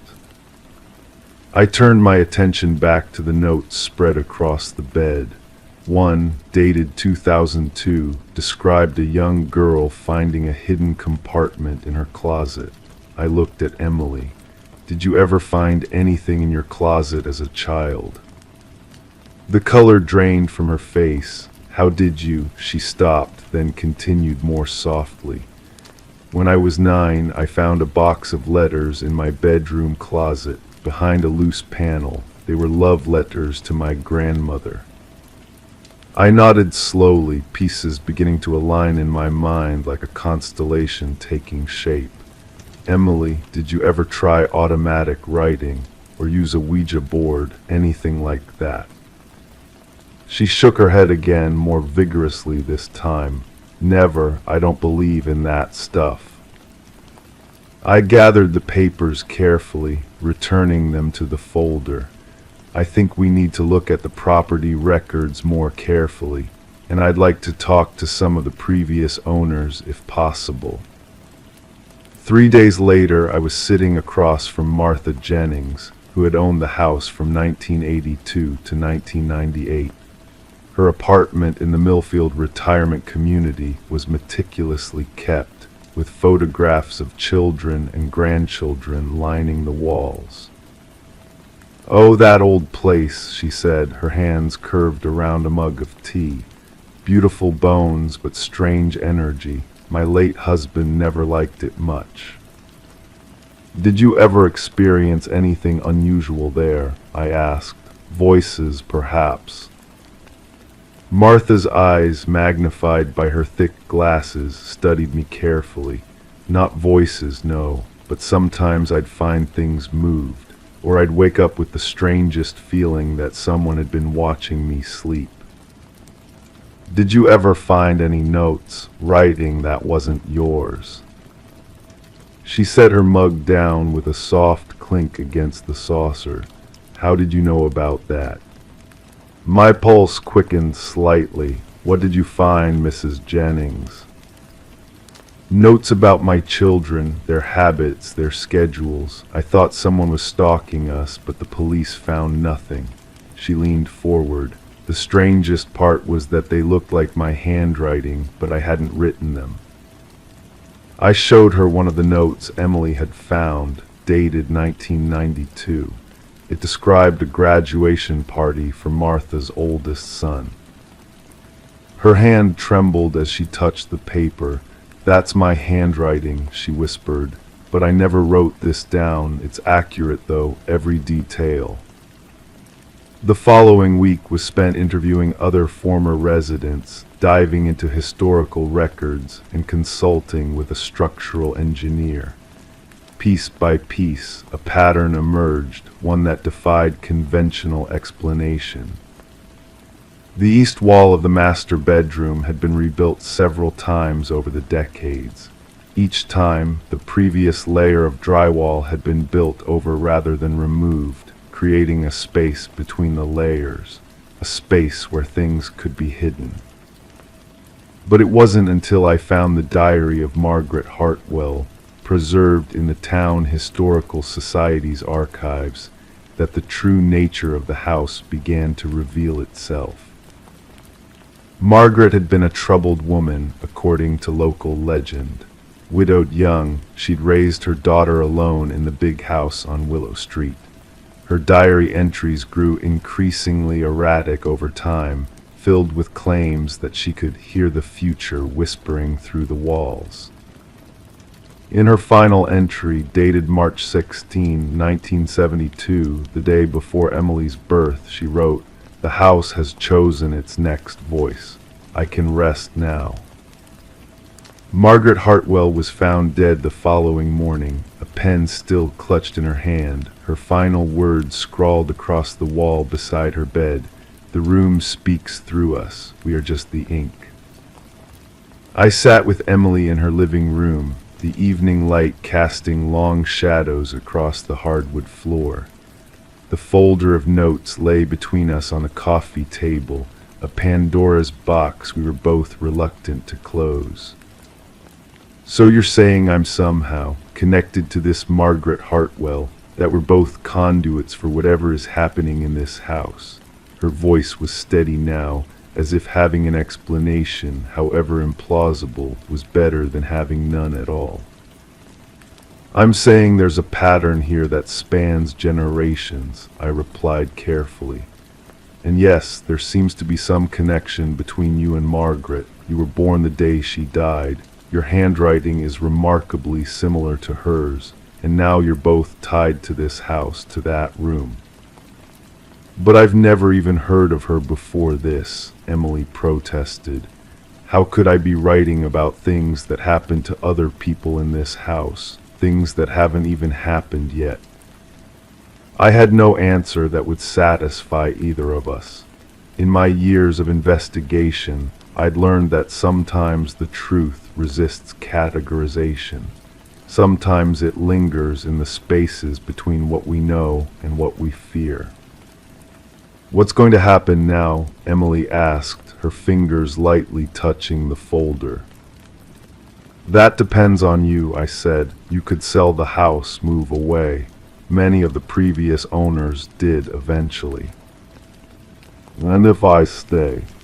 I thought about the note dated 3 weeks from now, the one neither of us had discussed yet. The one that described in precise detail Emily sitting at her desk at 3:17 a.m., writing frantically while tears streamed down her face, writing about a future that only the house seemed to know. "If you stay," I said softly, "I think you'll find yourself becoming part of whatever force is at work here, for better or worse." Emily was silent for a long moment, her gaze drifting to the staircase that led up to the bedroom, to the wall that had given up its secrets, but perhaps not all of them. "You know," she finally said, "I came here looking for inspiration, for a story worth telling." A small, sad smile touched her lips. "I guess I found one." I've checked in on Emily several times since then. She's still in the house, still writing. She shows me her work sometimes, stories that feel like memories, memories that feel like premonitions. The line between what she creates and what creates her grows thinner each time I visit. And sometimes when I'm sitting with her in that living room as dusk settles over Millfield, I swear I can hear a faint whisper coming from upstairs. A voice that might be Emily's or Margaret's or someone yet to come. Perhaps some houses aren't just buildings. Perhaps some are archives of lives yet to be lived, stories waiting to be told. And perhaps some rooms don't just contain us, they speak through us, using our hands to write the past and future in equal measure. I've been an investigator for 20 years now. This is the only case I've never officially closed.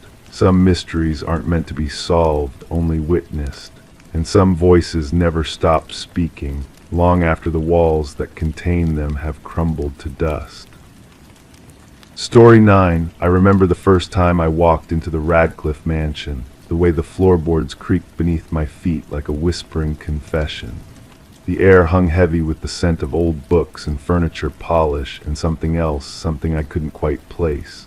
The real estate agent had called our precinct that morning, her voice trembling slightly over the phone. She'd been preparing the property for sale when she discovered something unusual. Something that couldn't be explained away by faulty wiring or settling foundations. It was supposed to have 10 rooms, she had told me. That's what's in the original blueprints from 1937. 10 rooms, detective. I counted them myself last week, but now there are 11. I'd been with the Coldwater Police Department for 17 years by then, investigating everything from petty theft to homicide, but never had I encountered anything quite like this. The Radcliffe mansion had stood empty for nearly 3 years since the death of its previous owner, Elena Radcliffe, an elderly widow with no living relatives. At least, that's what everyone believed. As I moved through the entrance hall, my notebook in one hand and a small recorder in the other, I could feel the weight of silence pressing down. Old houses have memories, my grandmother used to say. They absorb the lives lived within their walls. This house seemed to be holding its breath. "The new room is this way," the agent, Ms. Keller, said softly, leading me up a curved staircase to the second floor. Her heels clicked against the hardwood, echoing down the corridor. "I found it yesterday afternoon while doing the final walkthrough. I know how this sounds, but I swear it wasn't there before." We passed several closed doors until we reached the end of the hallway. There, between a bathroom and what appeared to be a linen closet, stood a door that seemed slightly newer than the others. The brass handle gleamed in the dim light filtering through dusty windows. "This is it," Ms. Keller said, taking a half step back. I turned the handle slowly, feeling a slight resistance before it gave way. The door swung open with a low creak. The room beyond was small, perhaps 10 by 12 feet, with a single window overlooking the back garden. Unlike the rest of the house, which had been cleared of personal belongings, this room was fully furnished. A neatly made bed with a blue quilt, a dresser with framed photographs, a bookshelf filled with paperbacks, everything covered in a fine layer of dust, undisturbed for what seemed like months, perhaps years. "I don't understand," Ms. Keller whispered behind me. "This wasn't here. The wall was solid. I would have noticed a whole room." I approached the dresser, studying the photographs without touching them. They showed a young woman with long dark hair, smiling at the camera in various locations, a beach, a garden party, standing in front of this very house. In each image, she wore the same delicate silver necklace with a small pendant. "Do you know who she is?" I asked. Ms. Keller shook her head. "I assumed it was a leaner when she was younger, but the dates don't add up. These photos look recent, within the last decade. A leaner would have been in her 80s. I carefully opened the top drawer of the dresser. Inside were neatly folded women's clothes, modern styles, along with a small jewelry box. The box contained the silver necklace from the photographs. On the pendant was engraved a single name, Charlotte. "There's no Charlotte Radcliffe in any of the property records," Ms. Keller said, her voice barely audible. "I checked everything thoroughly before listing the house." Over the next few days, I delved into the mystery of Charlotte and the room that seemingly appeared overnight. The county records showed no Charlotte Radcliffe related to a liner or the mansion. No missing persons report matched her description. It was as if she had never existed outside of that room. Then on the fourth day of my investigation, Ms. Keller called again. Her voice was higher pitched than normal, tight with an emotion I couldn't quite identify. "Detective," she said, "there's another one." When I arrived at the mansion, Ms. Keller was waiting on the front porch, her arms wrapped around herself despite the warm spring day. She led me upstairs without a word, past Charlotte's room to what had previously been a solid wall at the end of the corridor. Now there was a door, ornate, with carved wooden panels that matched the house's original architecture. "I found it this morning," she said. "I came to collect some paperwork I'd left in the study, and when I came upstairs, it was just there." The room beyond this new door was larger than Charlotte's, with heavy velvet curtains and antique furniture. A vanity table sat near the window, its surface arranged with vintage perfume bottles and a silver-backed hairbrush. The bed was unmade, as if someone had just risen from it. On the nightstand lay an open book, a pair of reading glasses placed carefully on top. But what caught my attention was the wall above the bed. Photos, dozens of them arranged in a collage. The same young woman from Charlotte's room, but in these she was older, perhaps in her late 30s. In some photos she stood next to Alina Radcliffe. In others she was alone, looking directly at the camera with an expression I couldn't quite decipher. And there was something else, a framed certificate on the wall. I stepped closer to read it. It was a diploma from the local university, dated 15 years ago, awarded to Charlotte Radcliffe. "I don't understand," Ms. Keller repeated, her voice breaking slightly. "How is this possible?" I had no answer for her, but as I examined the room more closely, I noticed a leather-bound journal on the desk. Opening it, I found entries dating back 20 years, all written in the same flowing handwriting. I flipped to the final entry, dated just 1 month before Alina Radcliffe's death. "Mother still refuses to acknowledge me publicly," it read. "She says it would cause too much scandal even now. I am to remain the family secret, hidden away in this house, in these rooms that have been my prison for 40 years. Sometimes I think I'll disappear completely if she continues to deny my existence. Already I feel parts of myself fading. What happens to a person when no one remembers they were ever alive? Over the next week, more rooms appeared in the Radcliffe mansion. Each revealed another chapter in Charlotte's life, a nursery with a child's toys from the 1970s, a teenager's bedroom from the 1980s filled with posters and school books, a small art studio where canvases depicted dark, twisting house shapes with too many windows. Each room contained evidence of a life lived in isolation, hidden away from the world. Birth records eventually confirmed what I had begun to suspect. Charlotte had been Aliner's daughter, born with a condition that Aliner, from a prominent family obsessed with appearances, had considered shameful. Rather than institutionalize her child, Aliner had chosen to keep Charlotte's existence a secret, confining her to the house for her entire life. After Aliner's death, it seemed Charlotte had simply continued her isolated existence for a time before disappearing. No body was ever found, no record of her leaving the house or dying within it. She had lived her whole life as a ghost, and in death, she seemed determined to ensure that anyone, would acknowledge that she had existed. The house was eventually torn down, the property divided and sold. But sometimes I drive by that empty lot and think I can see the outline of the mansion against the sky, growing and shifting, adding rooms filled with memories that refuse to be forgotten.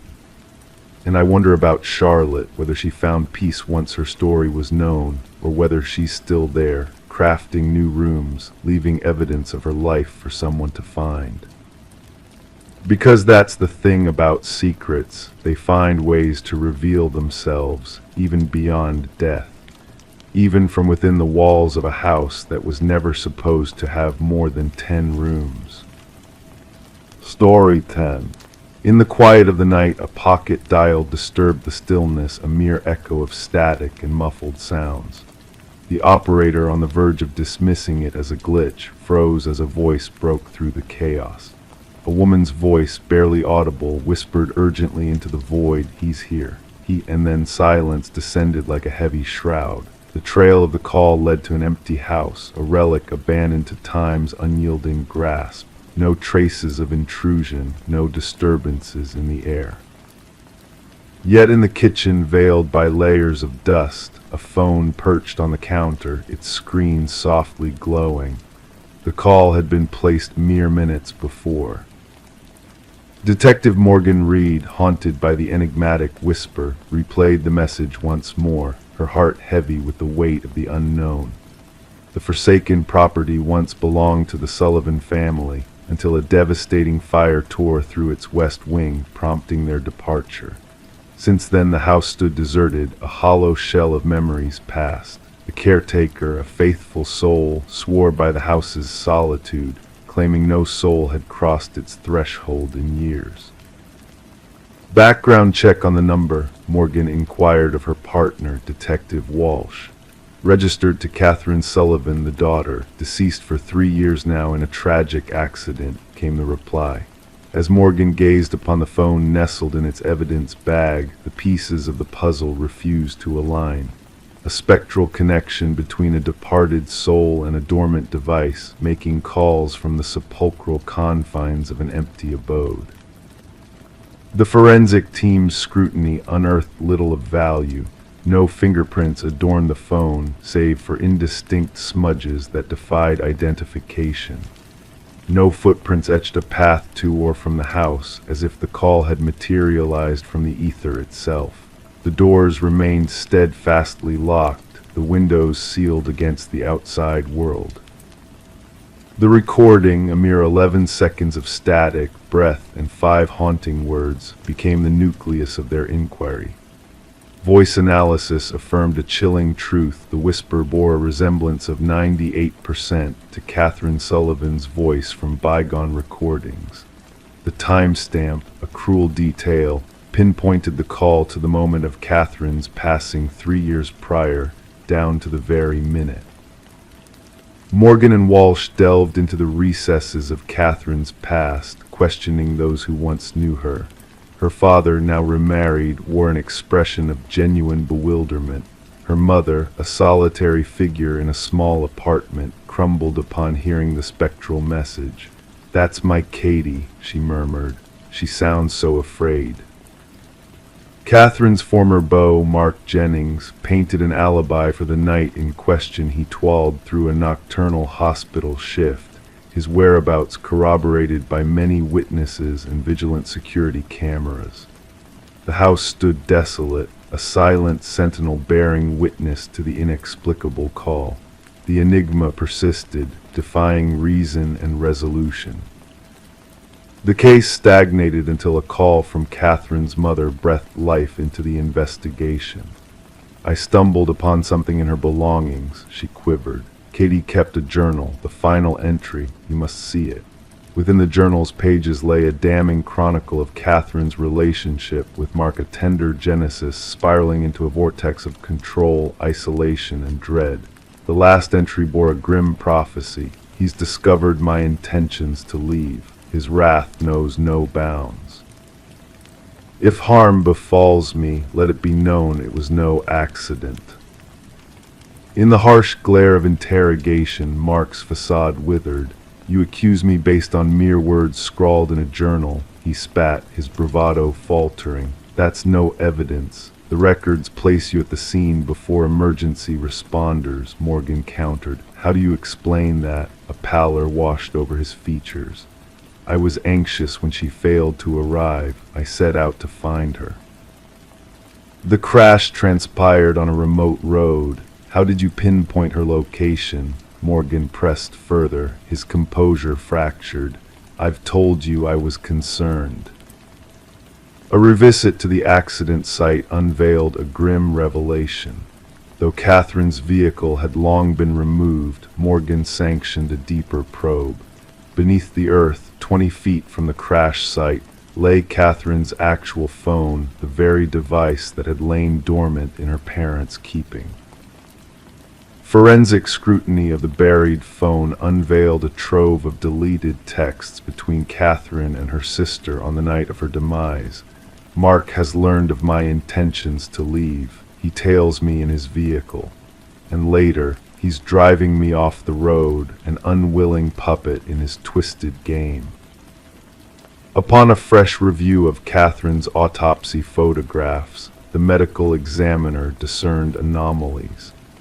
The injuries bore the imprint of more than a mere vehicular calamity. Defensive wounds marred her hands, contusions hinting at a darker truth of asphyxiation. As the net of justice drew taut around Mark, he vanished into the ether. His dwelling offered a chilling tableau, a shrine to Catherine, a mosaic of stolen mementos and macabre memorabilia. Amidst his possessions lay evidence of audio manipulation software and a blueprint detailing the fabrication of the spectral call macabre, charade to confound investigators and torment Catherine's bereaved kin. The scope of the investigation widened, revealing a pattern of sinister designs in Mark's past. 2 more tragedies, shrouded in the guise of accidents, emerged. 2 young women, their lives entwined with Mark's, now cast under the shadow of suspicion. 6 days into the manhunt, Mark's vehicle materialized outside the Sullivan residence. Within its walls he sat in quiet repose, his gaze fixed upon a phone identical to Catherine's. Upon his arrest he offered no resistance, only a chilling confession. "She refused to be silenced," he murmured to Morgan. "Even in death she persisted in accusing me. I needed the world to hear her voice, to believe she lingered in the shadows. A ghost holds no sway in a court of law." The jury's deliberation was swift, a mere 3 hours culminating in a verdict of guilt for first-degree murder. As the sentence echoed through the courtroom, Catherine's mother clutched the journal to her chest, a testament to her daughter's unyielding spirit. Justice, in its purest form, had been served not through spectral whispers, but through the resolute voice that Catherine left behind. The phone from the forsaken house now rests in the evidence vault, a silent sentinel of a tale long told.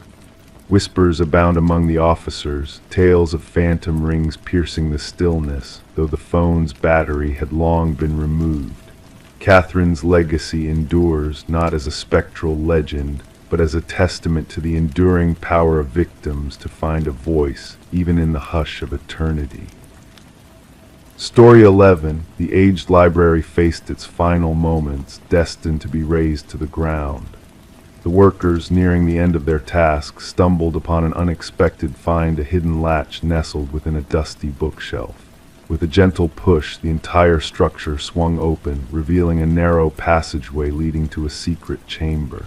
The air inside was heavy, untouched by human hands for decades, devoid of furniture save for a solitary chair bolted to the floor. And etched repeatedly on the wall, a haunting message echoed, "I am still here." The construction foreman swiftly contacted the authorities, setting in motion a chain of events that would unravel a mystery buried in the shadows. Detective Morgan Walsh, seasoned by 20 years in law enforcement, stood at the threshold, his flashlight piercing the darkness, casting an eerie glow on the cryptic words that adorned the walls. Secure the area, Walsh's command resonated through the confined space. No one disturbs a thing until forensics arrive. The library's history whispered of intrigue. Once owned by the esteemed Harrington family, known for their generosity in gifting the building to the public following the unexplained disappearance of their daughter, Rebecca, vanishing during her final year of college, leaving behind only an abandoned car near the woods. Despite exhaustive searches and inquiries, the case grew cold, shrouded in uncertainty.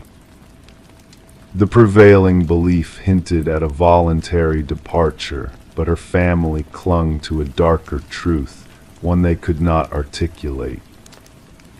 As forensic experts meticulously combed through the hidden chamber, they unearthed strands of hair and fibers entwined in the chair.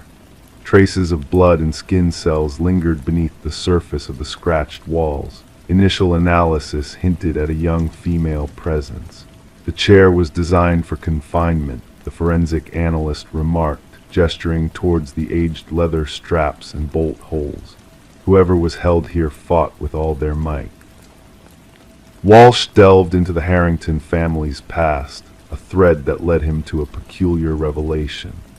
The library's donation to the community coincided eerily with Rebecca's disappearance, a detail that beckoned for scrutiny. Further inquiries unveiled an unsettling connection.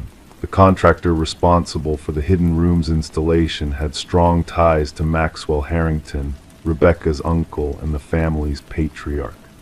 Financial records hinted at transactions beyond mere renovation expenses.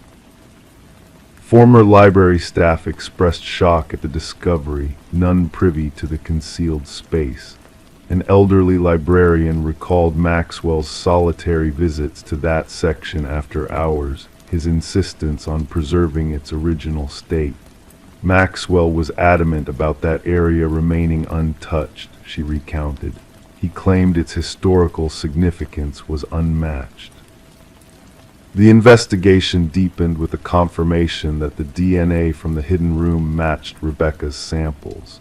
The narrative grew clearer and more chilling. Rebecca had not fled. She had been held captive, potentially by a member of her own kin. Armed with a warrant, detectives scoured the Harrington estate, unearthing a hidden journal within Maxwell's study. Its pages chronicled a disturbing fixation on his niece, culminating in a harrowing entry. She threatened to expose everything. I cannot allow that. The room will keep her until she learns. Maxwell, now residing in a coastal retreat, crumbled under interrogation. She jeopardized everything, his admission devoid of remorse. Rebecca stumbled upon evidence of my embezzlement from the family foundation. The family's name was paramount. I couldn't let her tarnish it. The truth unfurled in all its horror. Maxwell had ensnared Rebecca, entombing her within the hidden chamber, his plan to silence her until compliance had twisted into a fatal confrontation. "I panicked," Maxwell confessed. "I interred her beneath the floorboards, sealing her fate. The donation ensured the room's preservation." Beneath the floor of the hidden room, ground-penetrating radar detected human remains. Excavation revealed Rebecca's skeletal form, adorned with the silver bracelet gifted by her parents. The Harringtons stood witness to Maxwell's sentencing, a somber tableau of justice served. Clutching her daughter's bracelet, Rebecca's mother found solace in the closure of a long-dormant wound. The library's demolition halted, a sanctuary for remembrance and introspection. Floral tributes adorned its entrance, a poignant homage to a life cut short. Rebecca's final plea, etched in desperation, "I am still here," echoed beyond the walls, ensuring her legacy endured, and justice, though belated, found its way into the light.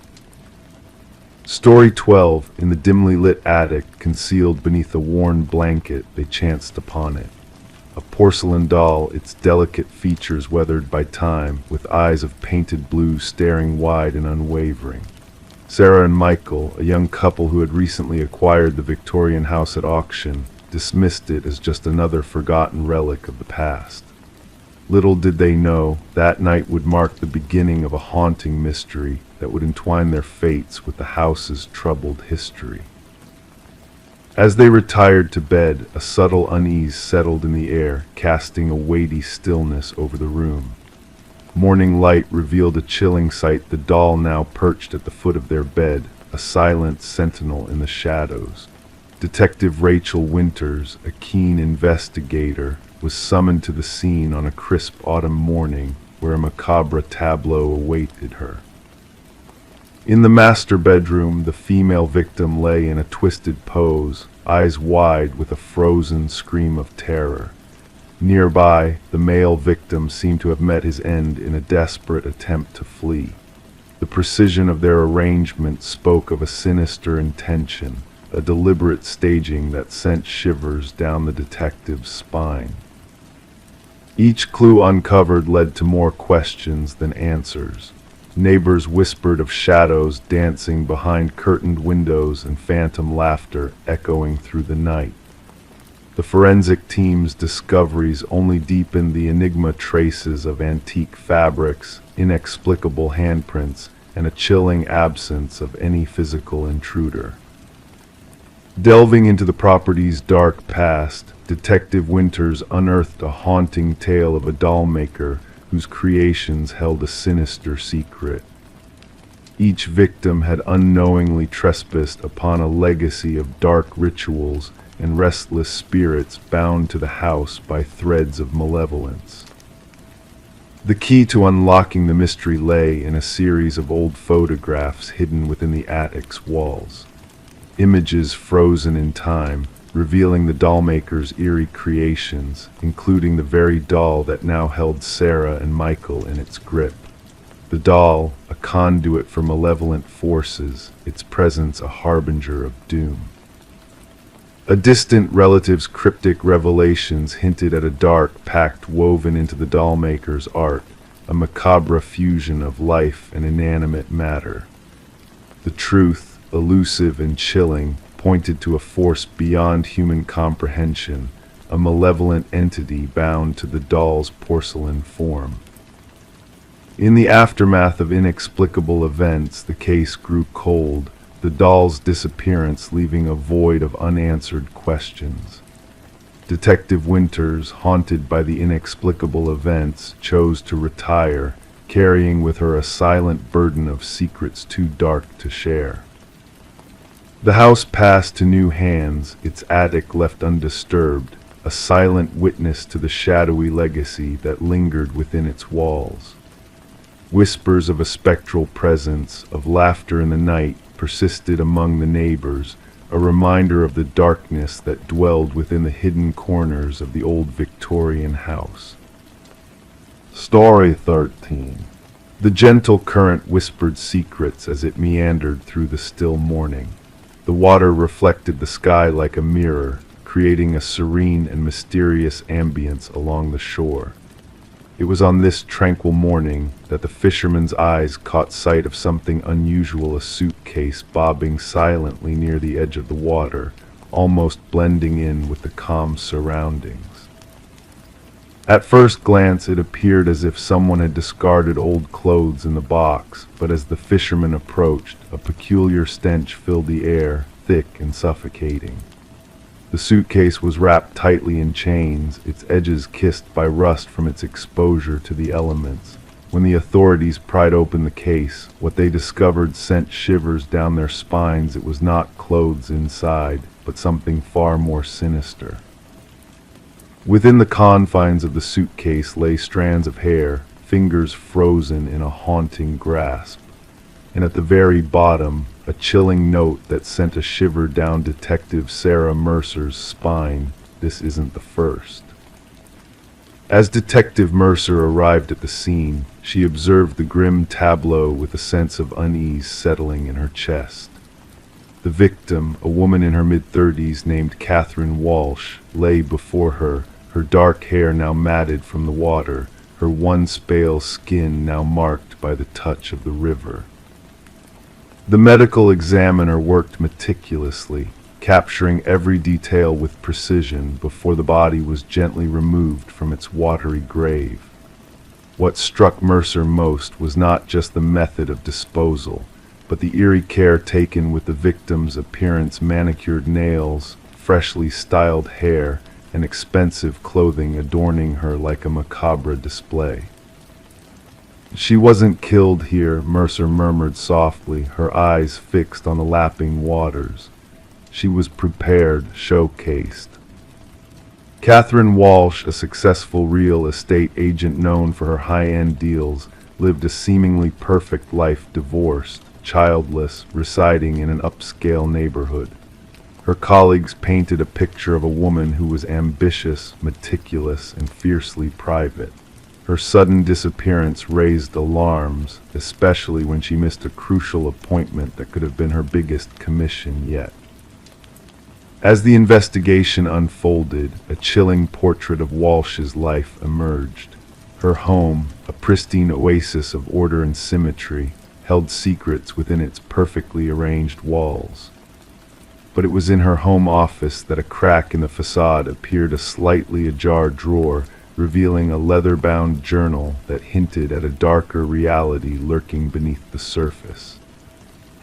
Intriguing clues emerged from Walsh's digital footprint: mysterious messages, repeated searches for protection devices, a sense of impending danger that seemed to follow her every move. Detective Mercer pieced together the puzzle, connecting the dots between the meticulously staged crime scene and the cryptic messages that had plagued Walsh in the days leading to her demise.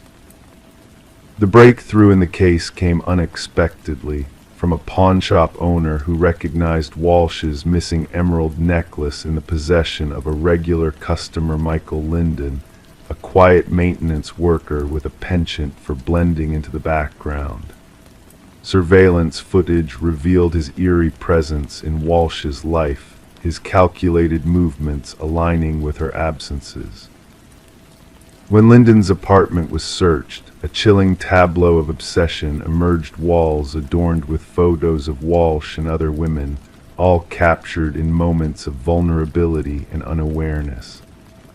Behind a false wall, a shrine dedicated to his victims revealed a meticulous collection of personal items, a twisted manifestation of his distorted admiration. In the interrogation room, Linden's calm facade cracked ever so slightly as he revealed his twisted rationale. To him, the victims were flawed, their perceived perfection a facade he sought to shatter. His meticulous rituals of grooming and dressing them before their final moments spoke of a dark obsession rooted in a distorted sense of rectification. The search for the other victims mentioned in Linden's note led investigators to remote locations where more suitcases revealed the chilling truth, a pattern of carefully orchestrated murders targeting women who embodied a sense of perfection that Lyndon sought to dismantle. As the trial unfolded, the families of the victims looked on in silent anguish, their lives forever altered by the heinous acts of a man who hid his darkness behind a mask of normalcy. Detective Mercer, though the case was officially closed, carried the weight of unanswered questions. What drove Lyndon to such depths of depravity? What inner imperfection he sought to erase through his gruesome acts? The river continued its timeless journey, carrying away the traces of the past, but within the precinct, reminders of darkness lingered on Mercer's desk in the form of chilling notebooks, a sobering testament to the hidden shadows that lurk beneath the veneer of everyday life. And in the quiet moments of reflection, one could not help but wonder how many more predators walked among us, their eyes keen, their minds twisted, waiting for that one flaw to reveal itself in the dead of night. Story 14. The aged apartment possessed its own peculiarities, pipes that moaned, floorboards that croaked. Yet the fresh occupant discerned that what she heard wasn't ordinary. The footsteps were too steadfast, too intentional.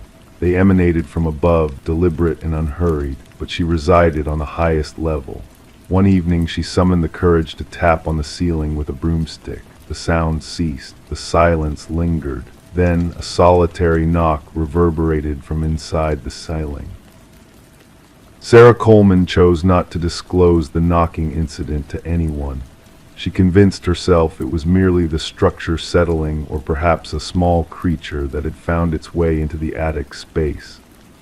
Even as the footsteps persisted night after night, she adjusted, cranking up her television volume, donning headphones to slumber, anything to drown out the methodical footfalls that traced paths across her ceiling in the obscurity. Detective Morris was first apprised of the apartment when a maintenance worker stumbled upon a concealed crawlspace during routine repairs.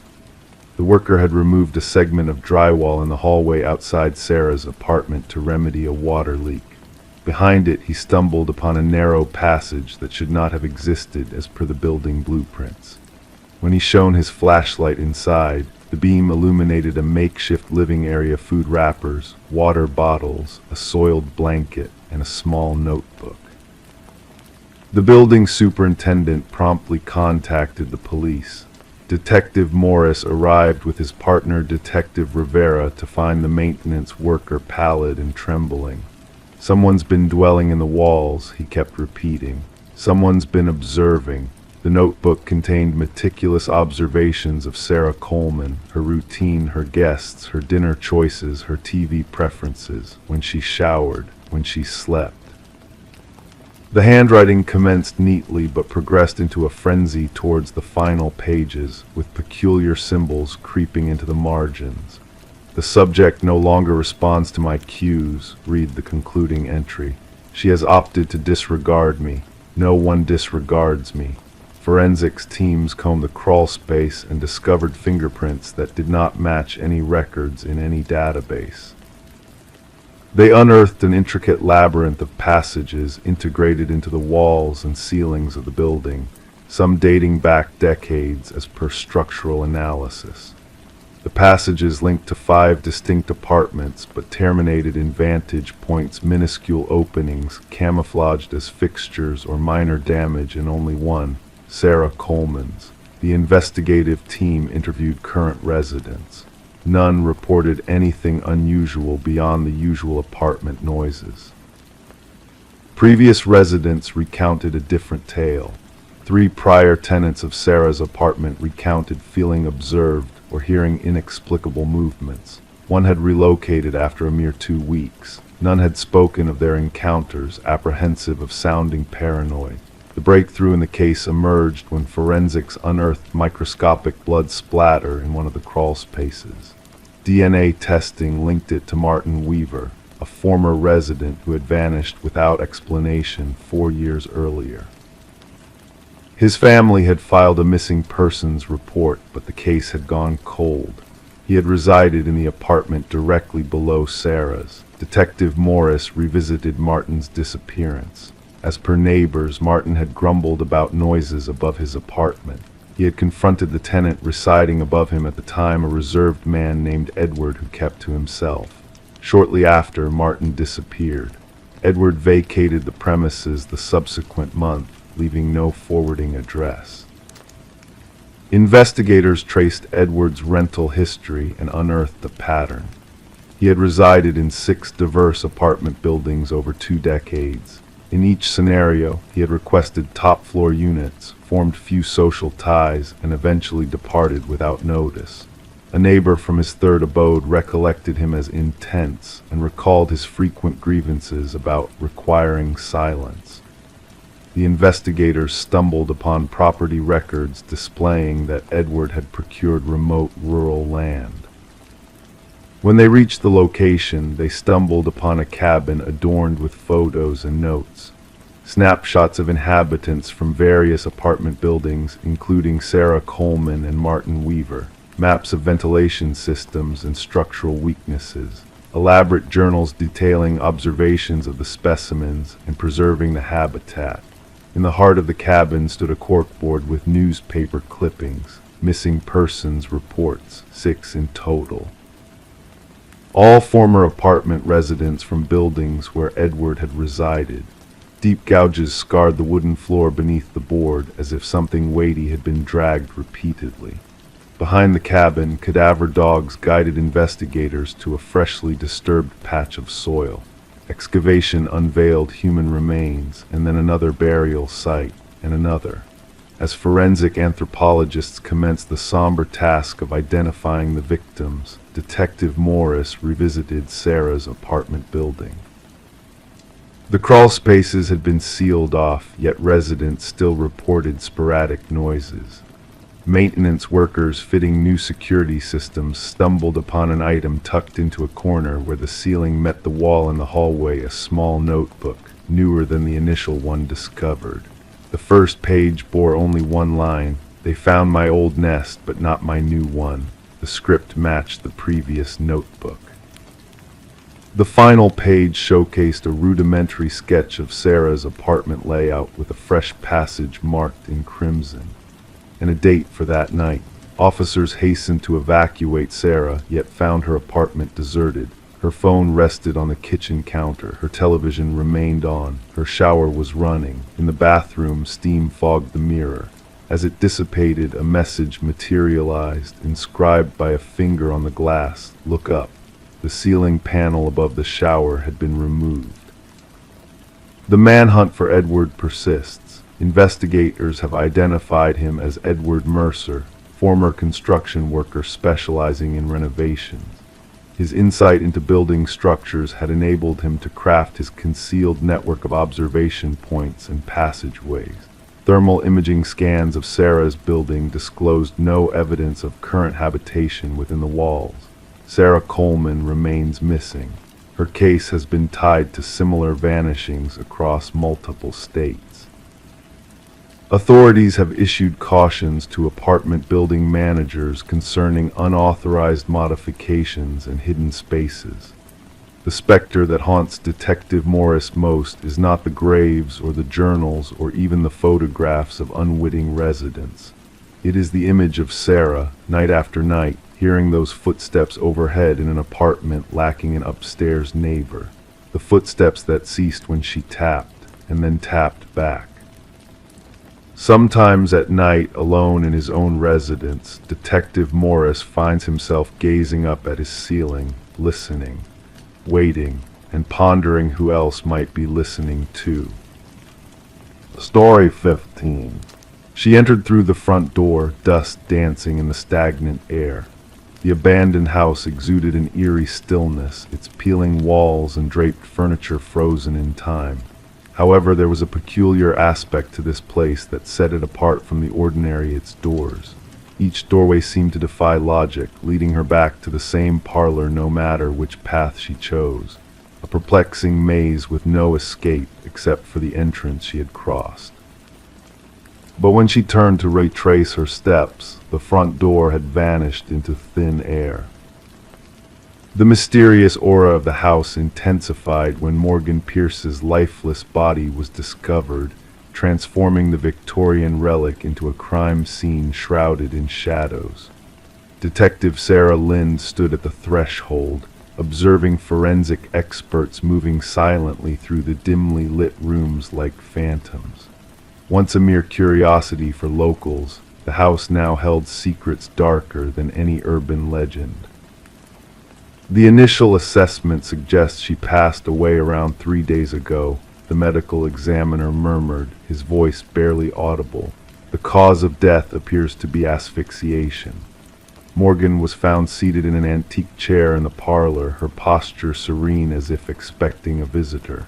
No signs of struggle, no marks of violence. The scene exuded a chilling tranquility that sent shivers down the spines of seasoned investigators. Lind inquired about the person who first stumbled upon the body. It was a real estate agent showing the property to potential buyers, her partner replied. They mistook her for a trespasser until they drew closer. The house had remained empty since the passing of its previous owner, Eleanor Blackwood, 5 years earlier. A place forgotten by time, unwanted and shunned by all except vandals and thrill-seekers. Morgan Pierce, a 26-year-old graduate student, was known for her meticulous nature and fascination with architectural anomalies. Her friends spoke of her ambition and passion for exploring spaces that defied conventional norms. The abandoned Victorian, notorious for its disorienting qualities, must have captivated her curious mind. Her roommate reported her missing 2 days ago, Lind noted, scanning through her notes. Morgan mentioned something about visiting the house where people get lost for her research. The investigation unveiled Morgan's frequent visits to the house in the weeks leading to her demise. Her journal entries detailed peculiar acoustic phenomena, inexplicable cold spots, and doors that seemed to play tricks on perception. In her final journal entry, Morgan spoke of bringing specialized equipment to document the spatial inconsistencies she had encountered. However, that equipment was nowhere to be found at the scene. The autopsy uncovered a startling revelation: traces of a rare alkaloid in Morgan's system, a substance linked to shamanic rituals known to induce disorientation and vivid hallucinations. Morgan wasn't one to engage in recreational drug use, her boyfriend insisted during questioning. She took her research seriously and wouldn't jeopardize her work intentionally. Deleted messages retrieved from Morgan's phone hinted at conversations with a mysterious individual who shared her fascination with the enigmatic house. The exchanges grew increasingly intimate and cryptic, hinting at a deeper connection to the dwelling. The trail led detectives to Adam Reeves, an architectural historian whose expertise in rare spatial phenomena had intrigued Morgan. Their professional bond had evolved into a personal relationship based on mutual curiosity. Reeves, devastated by Morgan's untimely demise, shed light on the house's peculiar design and its ability to disorient visitors. But Reeves possessed a solid alibi for the time of Morgan's passing, backed by university symposium footage that placed him miles away from the crime scene. A breakthrough came from an unexpected source, an overseas descendant of Eleanor Blackwood, who disclosed a long-held family secret. "My grandmother wasn't the only Blackwood to perish in that house," he revealed. "There were others, always found in the parlor, always at peace. The family called it the claiming." His journals chronicled deaths attributed to natural causes, hinting at a sinister influence within the walls of the Victorian estate. A secondary search of the property unearthed a hidden chamber behind the parlor fireplace, containing artifacts from diverse indigenous cultures arranged meticulously. At the center lay a weathered figurine representing a deity associated with liminal spaces, bearing traces of the alkaloid found in Morgan's system. The puzzle pieces began to align, painting a haunting picture of ancient rituals and unseen forces at play. As the investigation delved deeper, dust patterns in the house revealed the presence of an unidentified individual during Morgan's final moments.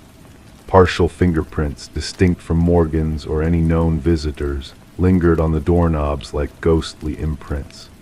3 weeks into the inquiry, Adam Reeves was discovered lifeless in his apartment, mirroring Morgan's serene posture and bearing the same alkaloid in his system.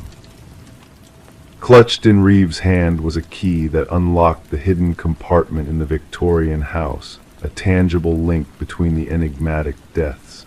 In his last correspondence, a poignant email addressed to himself, Reeves unraveled a cryptic truth about the house's grip on perception and reality. Once ensnared by its illusions, escape seemed futile, for the mind was the true captive in this labyrinth. The case, still unresolved, lingered in the realm of suspicious deaths under official scrutiny.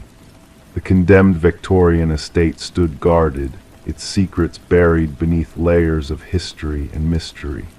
Whispers of spectral lights flickering within its confines and tales of vanished visitors echoed through the town, perpetuating the myth of a house that claimed those who dared to unravel its enigma. Some locals believed the house harbored ancient powers, while others viewed it as a trap for the overly curious. The truth remained elusive, akin to an exit in a realm where all paths circled back to the beginning. In the twilight hours, as the world drifted into dreams, the whispers of the haunted house wove a tapestry of enigmatic tales, lulling listeners into a realm of mystery and slumber. Story 16, the aged envelope, its corners tinged with yellow, bore a fresh stamp of recent dispatch. With delicate precision, the detective unfolded it. A lone sheet of paper awaited inside, its message hastily typed in an erratic script. "I am sorry for what I did." Dampness clung to the paper, carrying a faint scent of iron. It was then that the reddish smudge along the lower edge caught their attention. Not ink, but blood. Detective Sarah Morgan, donning her gloves, gingerly placed the letter into an evidence bag, a practiced grace in her movements. The forensic team's findings confirmed her intuition. The red stain was human blood, a match to DNA from an old, unsolved homicide case that had plagued the department for years. The victim, Rebecca Warren, a young journalist, had been discovered in her apartment, a tragic canvas of stab wounds. Her laptop missing, notes strewn about, hinting that the assault might be linked to an investigative piece she pursued. Despite tireless interviews and relentless scrutiny, the case had grown cold, until this moment when the cryptic letter surfaced at the precinct, simply marked Homicide Division. The paper and envelope revealed scant fingerprints, only faint smudges indicating gloved hands. The postmark, a rare light in months of stagnation. Morgan gathered her team in the briefing room where the walls whispered tales of crime scenes past. She affixed the letter's image at the heart of the cluttered board, declaring, "This changes everything. Our culprit shows remorse." Detective James Chen, Morgan's longtime partner in this pursuit, regarded the letter thoughtfully. "Or perhaps they wish us to believe so," he countered. "The blood a theatric ploy to taunt us." The unique typewriter impressions traced by forensics led to a model extinct for decades, scarce, yet not unattainable. Contacting antique vendors and collectors, the team delved deeper into Rebecca's life. Her editor painted a portrait of her as resolute, dedicated to unveiling corruption.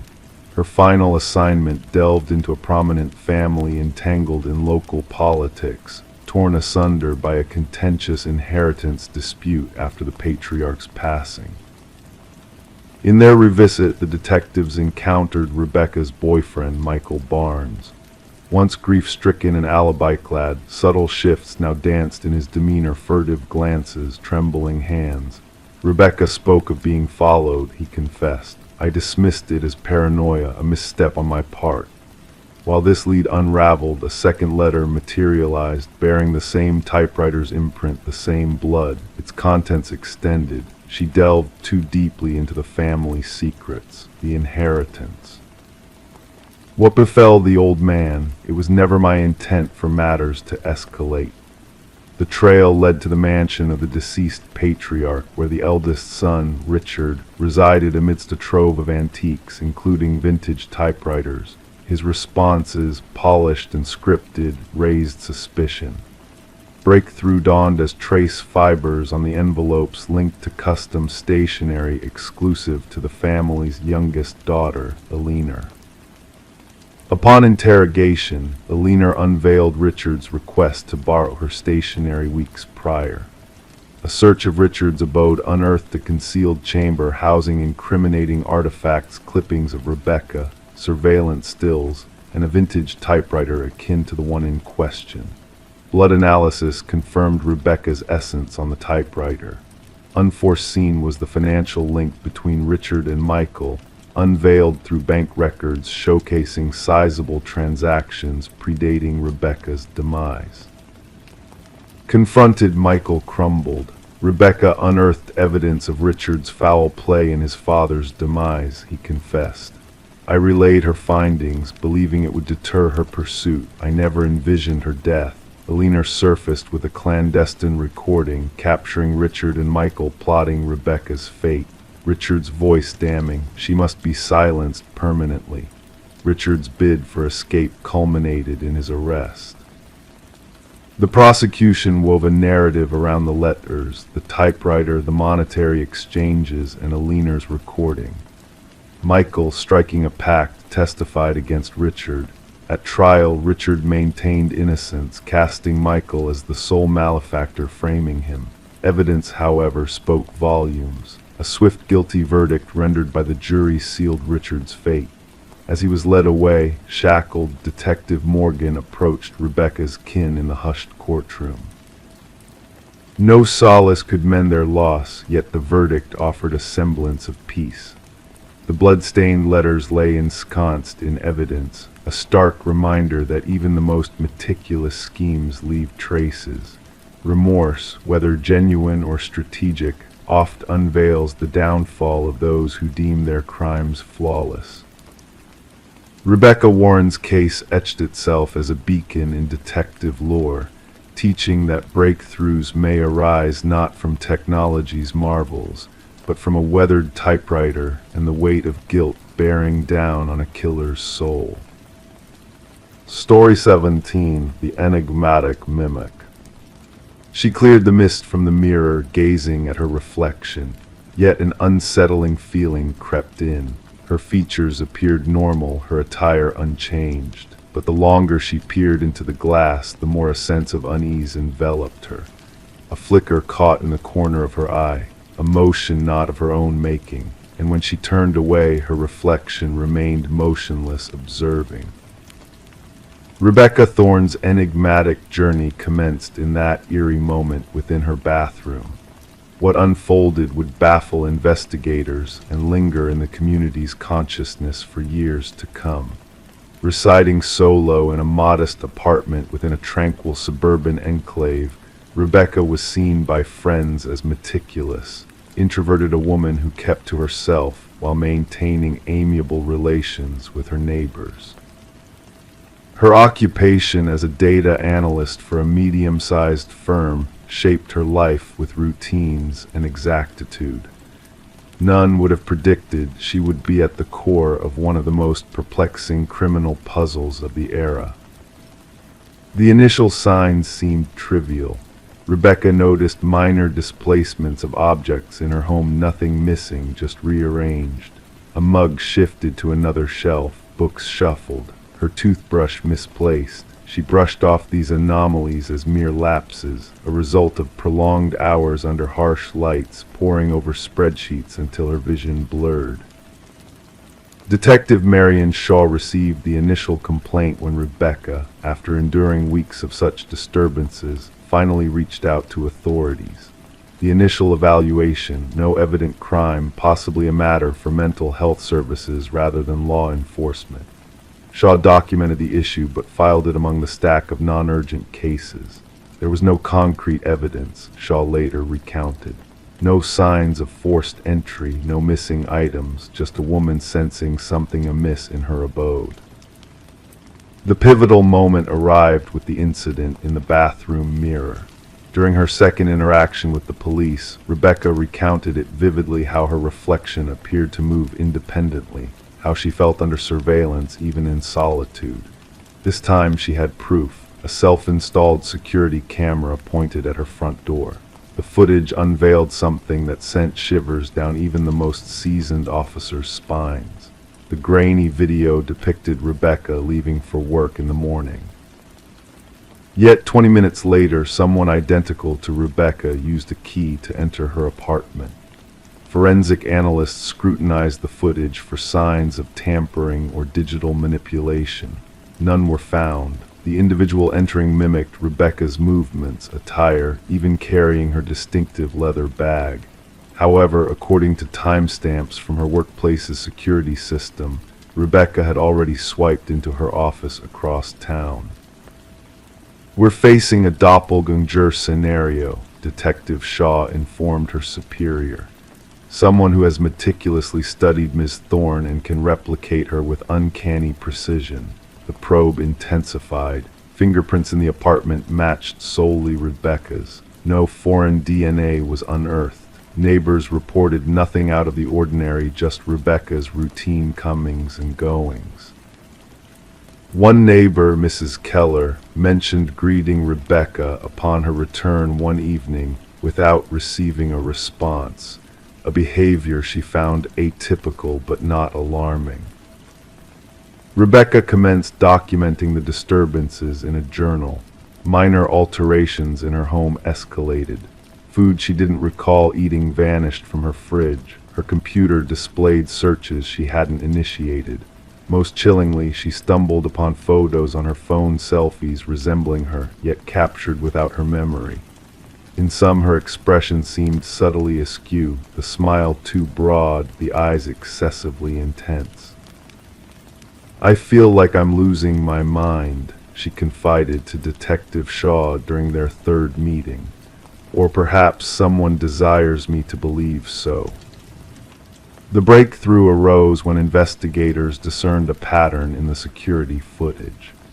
The doppelganger only infiltrated when Rebecca departed for specific engagements, therapy sessions, yoga classes, Sunday morning grocery trips, predetermined activities with predictable durations. "Somebody knows your routine intimately," Shaw elucidated. "This isn't random. This is targeted observation and infiltration." A forensic psychologist proposed they were facing a fixation case, someone fixated on becoming Rebecca, living her life, possibly aiming to supplant her entirely. Such instances were rare but documented in psychological literature. The perpetrator often underwent a psychological rupture, fixating on a victim symbolizing something they coveted: stability, beauty, success, normalcy. The focus narrowed when Rebecca mentioned a former co-worker, Lily Winters, dismissed due to escalating erratic behavior. Lily had closely collaborated with Rebecca, often remarking on their resemblances. Following her dismissal, she sent Rebecca a string of disturbing emails. "We could be one and the same," one message read. "At times, I feel more like you than you do." Detective Shaw secured a warrant to explore Lily's residence. What they unearthed shifted the case from unsettling to horrifying. A room in Lily's abode had been transformed into a shrine-like replica of Rebecca's bedroom. Walls adorned with photos, countless snapshots of Rebecca entering her apartment, shopping, socializing, all taken unbeknownst to her. A wardrobe contained exact replicas of Rebecca's attire. Makeup matching Rebecca's preferred brand sat on a vanity alongside meticulous notes on her gestures, speech patterns, and daily routines. Most incriminating were the practice videos. Lily had filmed herself mimicking Rebecca's gait, gestures, expressions. The progression was evident, initial attempts awkward and conspicuous, later ones nearly indistinguishable from the authentic Rebecca. She aspired to be me, Rebecca murmured upon viewing the evidence. She wasn't merely imitating me, she was erasing me. Forensic specialists discovered sophisticated tools for replicating keys and duplicating electronic access cards. Lily had upheld an intricate system for monitoring Rebecca's movements, including a calendar with precise forecasts of her agenda. The investigators couldn't ascertain Lily's ultimate objective. Diaries found in her residence contained incoherent entries shifting between first and third person, occasionally referring to Rebecca as me and her within the same passage. The final entry sent chills through investigators. Soon, only one of us shall remain. The stronger version shall prevail. Upon authorities moved to apprehend Lily, she had vanished. Her residence bore signs of abrupt departure, drawers left ajar, certain technology absent. A nationwide alert was issued. Rebecca entered protective custody, relocated to a secure site under constant surveillance. For 3 weeks, authorities monitored every site tied to her former life. Lily never materialized. The case took its final, eerie turn when a security guard at Rebecca's previous workplace reported an anomaly. Rebecca was sighted entering the building despite being on leave. Security footage confirmed it, an individual mirroring Rebecca had entered the premises using a valid ID card, proceeded to her former desk, and spent 40 minutes perusing her files before exiting.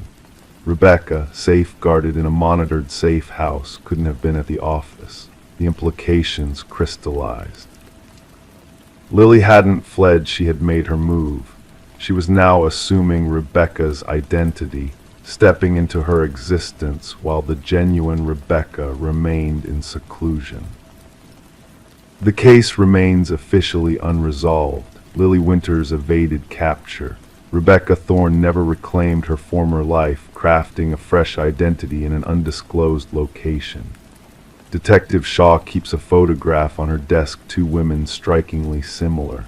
One is Rebecca Thorne, the other is Lily Winters. At times, she scrutinizes their features, seeking disparities, the nuances setting one apart from the other. The truly chilling aspect Shaw often imparts to new recruits is not that someone can resemble or sound like you. It's that they yearn to become you so vehemently that they obliterate themselves in the process. Identity isn't just what we project to the world, it's what we safeguard most vigilantly. And occasionally, we grasp its worth only when someone strives to pilfer it. Story 18, the town held a secret, a house forgotten at the edge of the woods. Silent and solitary, it loomed with windows like empty eyes and a porch weighed down by time's heavy hand. No one laid claim to its existence, no memory lingered of its builder. Yet when curious hikers strayed near, they glimpsed an eerie sight, names etched into the wooden walls, carved deep like ominous whispers, and at the very bottom a name unknown to all, until one voice quivered, "That name is mine." As night draped the forest in darkness, a call pierced through dispatch, marking it as a routine trespassing incident. Mason Wright, the lead hiker who found his own name carved into the abandoned house, spoke with a tremble in his voice. Responding officers anticipated teenage mischief, a prank among friends, but what awaited them defied logic. Detective Sarah Keller arrived as shadows danced around her, her flashlight slicing through the veil to reveal the weathered façade of the mysterious structure. 27 names cascaded down the eastern wall, some faded by time, others sharp as freshly cut wounds. And at the end, Mason Wright, the carving still hinting at the scent of fresh sawdust. "I've never set foot here before," Mason insisted, his breath mingling with the frosty air. "I can't fathom how my name got here."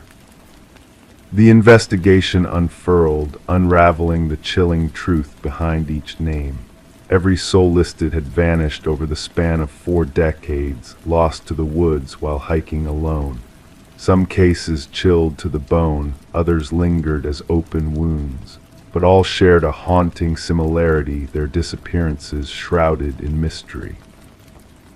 Forensic experts meticulously documented the carvings, noting the depth, technique, and aging of each name. The earliest etching, Rebecca Hansen, whispered a tale of a woman who ventured into the forest 37 years ago, never to return. Detective Keller probed Mason's story, finding no ties that bound him to the other names haunting the house. Suspicion shifted to Mason's companions. In Emily Chen's photographs, an unsettling presence lurked, a blurred figure, tall and thin, lurking in the background of multiple shots. "We saw no one else on our trek," Emily swore. "We'd have remembered such a sight." The house's interior harbored a macabre revelation. Personal effects of the missing hikers lay in eerie display, meticulously arranged on shelves. Watches, backpacks, cameras, wallets, all labeled with names from the wall outside. Bloodstains, old and faded, hinted at stories untold, while cadaver dogs sniffed at the forest's heart, where shadows clung like memories. As the hunt intensified, Mason's demeanor grew erratic, haunted by whispers in the night, phantom footprints, and ghostly figures that lurked on the periphery. Protection was assigned, but paranoia gripped him like a vice. A breakthrough emerged from dusty archives. A recluse named Victor Blackwood once owned the house. His shadowy presence hinted at a darkness long ignored. Journal entries unearthed from a hidden hunting blind painted a grim picture of a predator fixated on human prey, meticulously selecting each victim. Manhunts spanned jurisdictions, with helicopters scouring the forest's depths, yet Blackwood remained a phantom. Mason vanished without a trace, leaving behind a cryptic warning scrawled on his bedroom wall. The search led to a chilling discovery, a hidden workshop behind a false wall, a freshly carved name awaiting its place among the haunted roster. Surveillance tightened, a trap poised to snare the elusive hunter. 3 nights of vigilance culminated in a spectral figure emerging from the forest, moving with uncanny grace towards the house. Cameras blinked, shadows danced, and when clarity returned, the figure had disappeared into the night. The house stands sentinel under constant watch. Mason and the forensic technician are lost to the woods, their fate entwined with the enigma of the names on the wall. The hunt persists, drawing new resources as echoes of disappearances ripple through forests afar. The names etched in wood have become a whispered legend, a cautionary tale that lingers unspoken. And the locals, they steer clear, fearing that speaking of the house may seal their own fate among those silent names. Story 19. The apartment lay silent and empty for months before the new tenants arrived. Their expectations were low, perhaps just a layer of dust, a few pieces of forgotten furniture. However, one door stubbornly resisted their efforts to open it, a closet locked from within, holding its secrets tightly.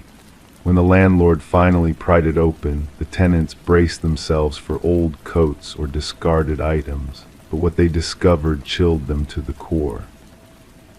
The walls of the closet were etched with deep, uneven scratches, a desperate plea for freedom carved into the wood. And nestled in the corner, an ancient flip phone, its battery long drained except for a single unread message glowing on the screen. Detective Morgan Shaw had witnessed many unsettling scenes in her career, but this one sent shivers down her spine. Not because of any visible violence or blood, but because those scratch marks told a haunting tale of someone trapped, fighting against the confines of the small space. "We need forensics here immediately," she instructed her partner, Officer Reed, who was meticulously documenting the scratches. and bring me the records of the previous tenants. The message on the forgotten phone simply stated, "I know what you did." The landlord, a jittery man with perpetually damp hands, revealed that the previous tenant, a quiet young woman named Emma Caldwell, had vanished without a trace, leaving behind unpaid rent. "She kept to herself, barely made a sound," he muttered, avoiding eye contact as his gaze darted around the room. "No trouble at all." Forensic analysis uncovered multiple blood samples within the wall gouges, most matching Emma's DNA. However, two other samples emerged, one unidentified and the other belonging to Derek Mercer, a man who was supposed to have died 2 years prior in a tragic accident. "This doesn't make sense," Shaw mumbled, perplexed by the findings on the lab report. Emma's apartment painted a somber picture of a life interrupted. Unopened mail scattered, a coffee mug left unwashed in the sink, the bed impeccably made. Her phone records hinted at a sudden cessation of communication with her sister and a flurry of calls from an unknown number before her disappearance.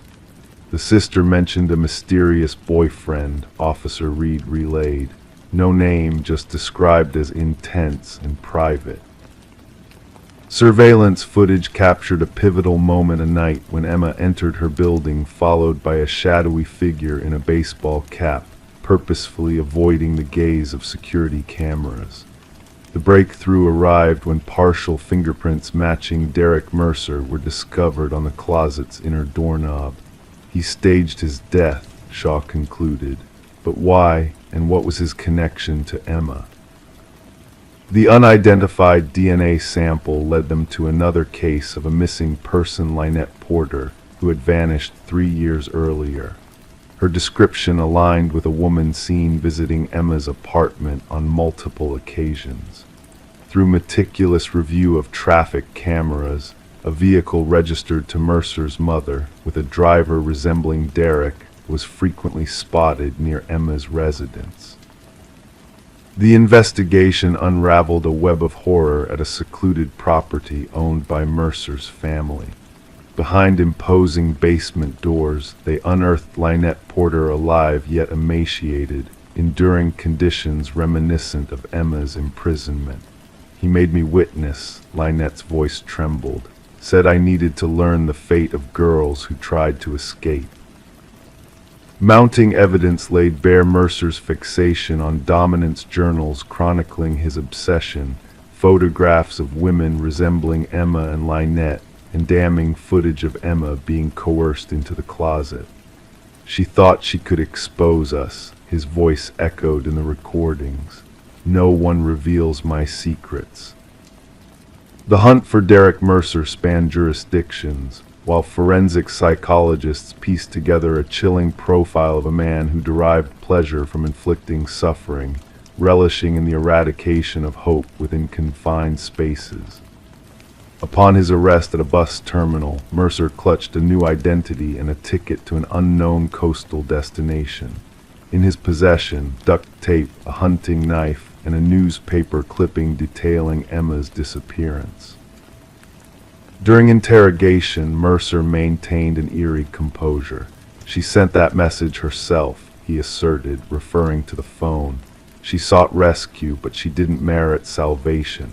The trial exposed Mercer's elaborate ruse to feign his demise, utilizing dental records of a homeless man who resembled him.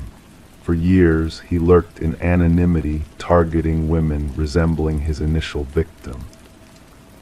Emma's remains were never recovered, the forensic evidence indicating her tragic demise within the confines of the closet. Against unyielding walls she clawed in desperation. After just 4 hours of deliberation, the jury returned a unanimous guilty verdict on all charges.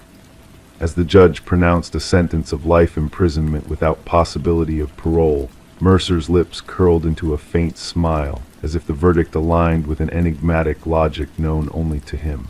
At the sentencing, Lynette Porter addressed the court. "He trapped us in darkness because that's where he dwells imprisoned in his own mind. While he decays in his cell, I'll bask in the sunlight."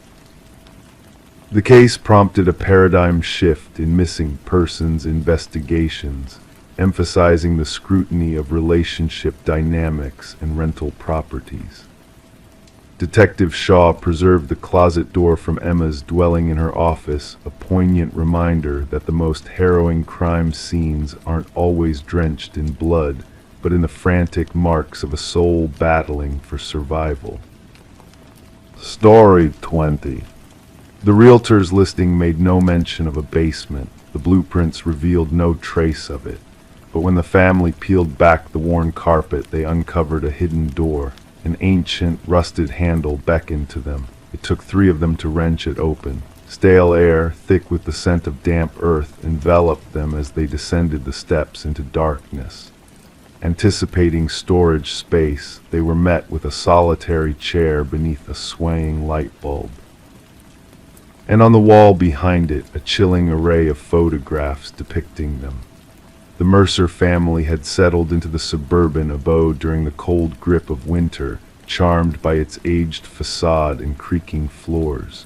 They never fathomed the depths of history lurking within, waiting to collide with their present in an unsettling manner. Detective Sarah Connors arrived at the scene, her partner by her side as the crime scene unit secured the area with fluttering yellow tape. Mrs. Mercer's voice quivered over the phone as she recounted the discovery beneath their living room floor. "We must document everything before anyone else ventures down there," Connors directed, slipping on latex gloves with practiced ease. Camera flashes pierced the darkness, illuminating the stairwell as the forensic team meticulously captured the eerie setting. The wooden steps groaned underfoot as they descended into the compact basement, its concrete walls painted a somber gray. A solitary chair anchored to the floor, a bare bulb casting eerie shadows that danced in the stillness. Yet it was the wall adorned with 37 photos that held the key to the mystery chronological snapshots of the Mercer family's daily lives. With no signs of forced entry, no theft, and a dormant security system, the violation of privacy was the only crime committed. Forensics uncovered a trail of fingerprints belonging to past homeowners, each having stayed for fleeting periods before selling the property at discounted rates. None had ever mentioned the hidden basement. Delving deeper, Connors and her team unraveled a web of deceit woven through the property's history. Blueprints altered, permits revoked, and inspection reports doctored, all pointing to a sinister secret buried within the foundations of the house. The breakthrough came during an interview with the contractor who had renovated the house years ago. His denial of the existence of the basement clashed with the evidence before them, sending shivers down their spines. Digital forensics unveiled a trove of images and audio recordings, exposing a voyeuristic obsession spanning generations of residents. The case took a sinister turn as they stumbled upon a hidden monitoring station behind the wall of photographs, revealing a meticulous journal penned by Edward Kelvin, the elusive builder who had vanished under suspicious circumstances. Kelvin's deranged writings hinted at a twisted sense of ownership over the families who dwelled in the house. His warped perception painted them as mere actors in his clandestine production, unaware of his pervasive gaze. The manhunt led to a chilling discovery, a frail figure curled within the walls, his eyes adjusting to the harsh light after years of shadowy surveillance. Kelvin spoke of the families with detached reverence, viewing them as subjects in his private experiment rather than fellow inhabitants of the house. Psychological evaluations deemed Kelvin delusional, his distorted reality blurring the lines between protector and intruder. The families, including the Mercers, fled the house, leaving behind a specter of fear and violation. The trial unraveled the intricate network of surveillance woven into the house's very structure, revealing the insidious extent of Kelvin's voyeurism. As the property crumbled under the weight of its tainted history, the families grappled with the haunting realization that their most intimate moments had been observed from within the walls that were meant to shield them. In the silence of their new homes, they found themselves casting wary glances at air vents, light fixtures, and concealed spaces, haunted by the unsettling notion that they may never truly be alone. The memory of Edward Kelvin lingered as a phantom presence, a reminder of the unseen eyes that had watched, recorded, and dissected their lives in the shadows of a house that harbored secrets too dark to fathom. Story 21. The parcel arrived without a trace of its origins, no return label, no tracking number, just a humble cardboard box, its surface kissed by the morning dew. It was not intended for her, for Sarah Miller. The address was correct, yet the name was a stranger's. She ought to have disregarded it, left it outside on the porch where it belonged. But curiosity, that persistent whisper, beckoned her. With trembling fingers, she unsealed the box, anticipating mundane contents, perhaps books or clothing, something benign. Instead, nestled within was a solitary VHS tape, accompanied by a solitary sticky note, "Watch alone." Sarah held the black plastic cassette in her hands, its weight unsettling, as though it carried the burden of forbidden secrets. Her fingertips grazed the worn edges, tracing the imperfections of the casing. The note, bearing the indents of urgent handwriting, urged her towards an unknown path. Meanwhile, the suburban neighborhood hummed with its usual melodies, a distant dog-esque bark, the laughter of children, the persistent drone of a lawnmower.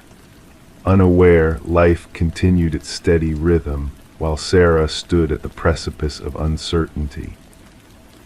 Bringing the mysterious package indoors, she placed it on her kitchen counter, uncertainty clouding her thoughts. The name Daniel Whitaker meant nothing to her.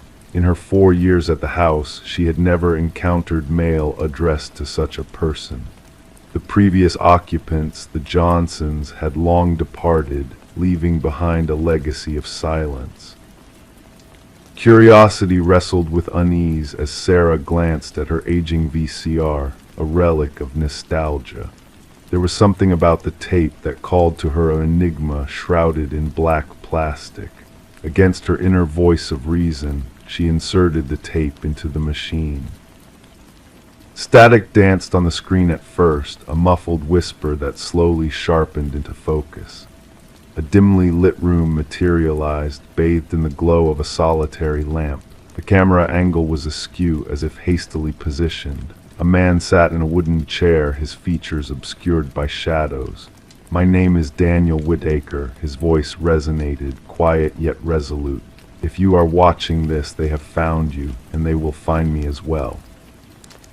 As Daniel leaned forward, the dim light revealed a face etched with exhaustion and vigilance, sunken eyes, stubbled chin, disheveled hair. "I am innocent," he continued, desperation tainting his words.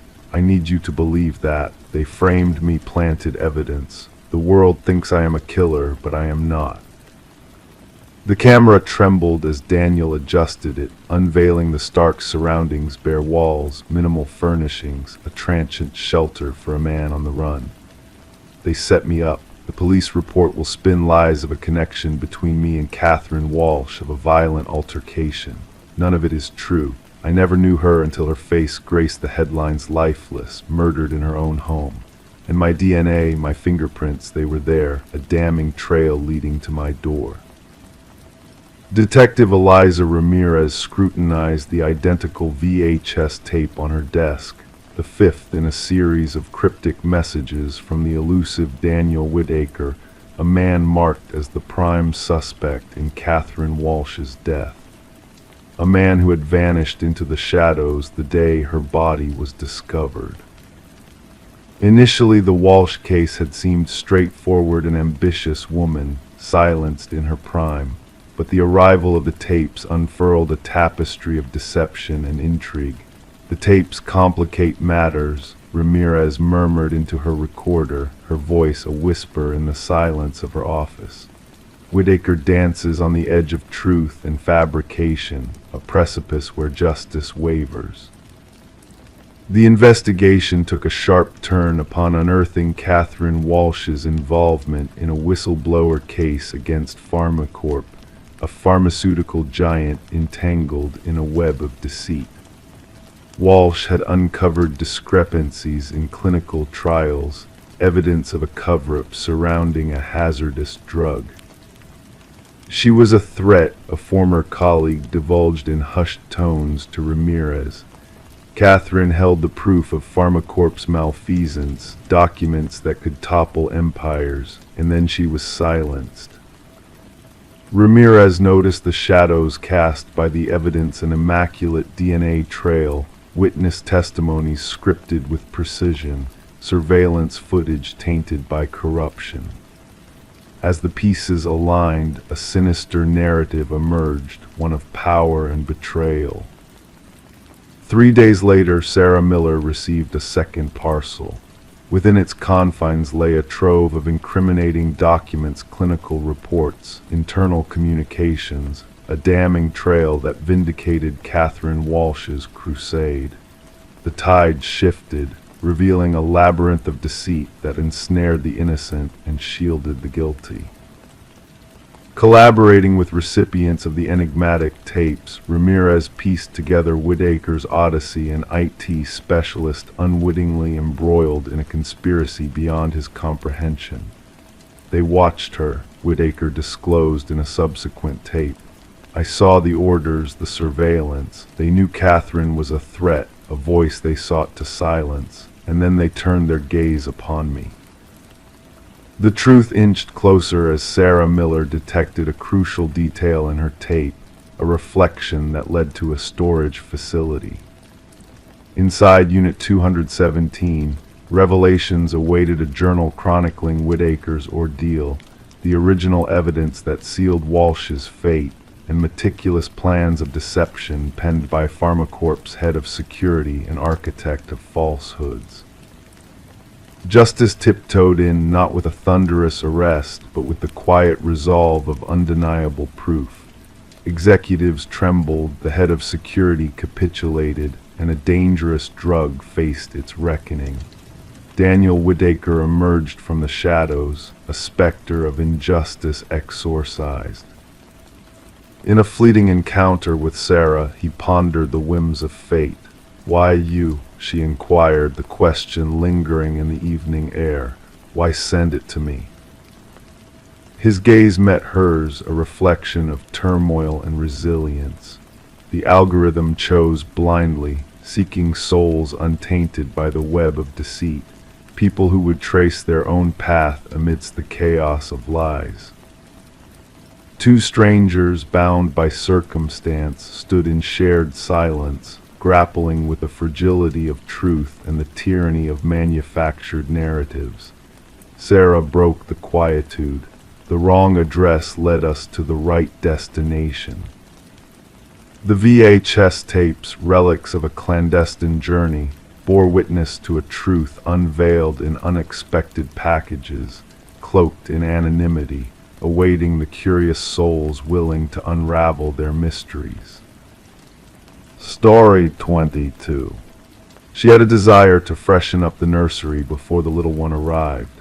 The walls wore a faded blue, a hue holding secrets within its ancient layers.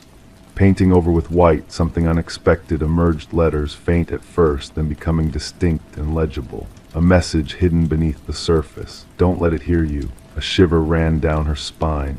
Stepping back, her eyes caught sight of it, tiny handprints in the wet paint, positioned too high for any child to reach.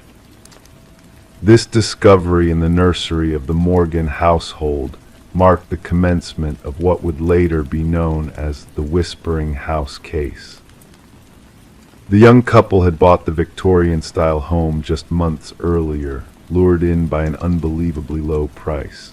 The real estate agent had brushed off the property's dark past as minor cosmetic issues.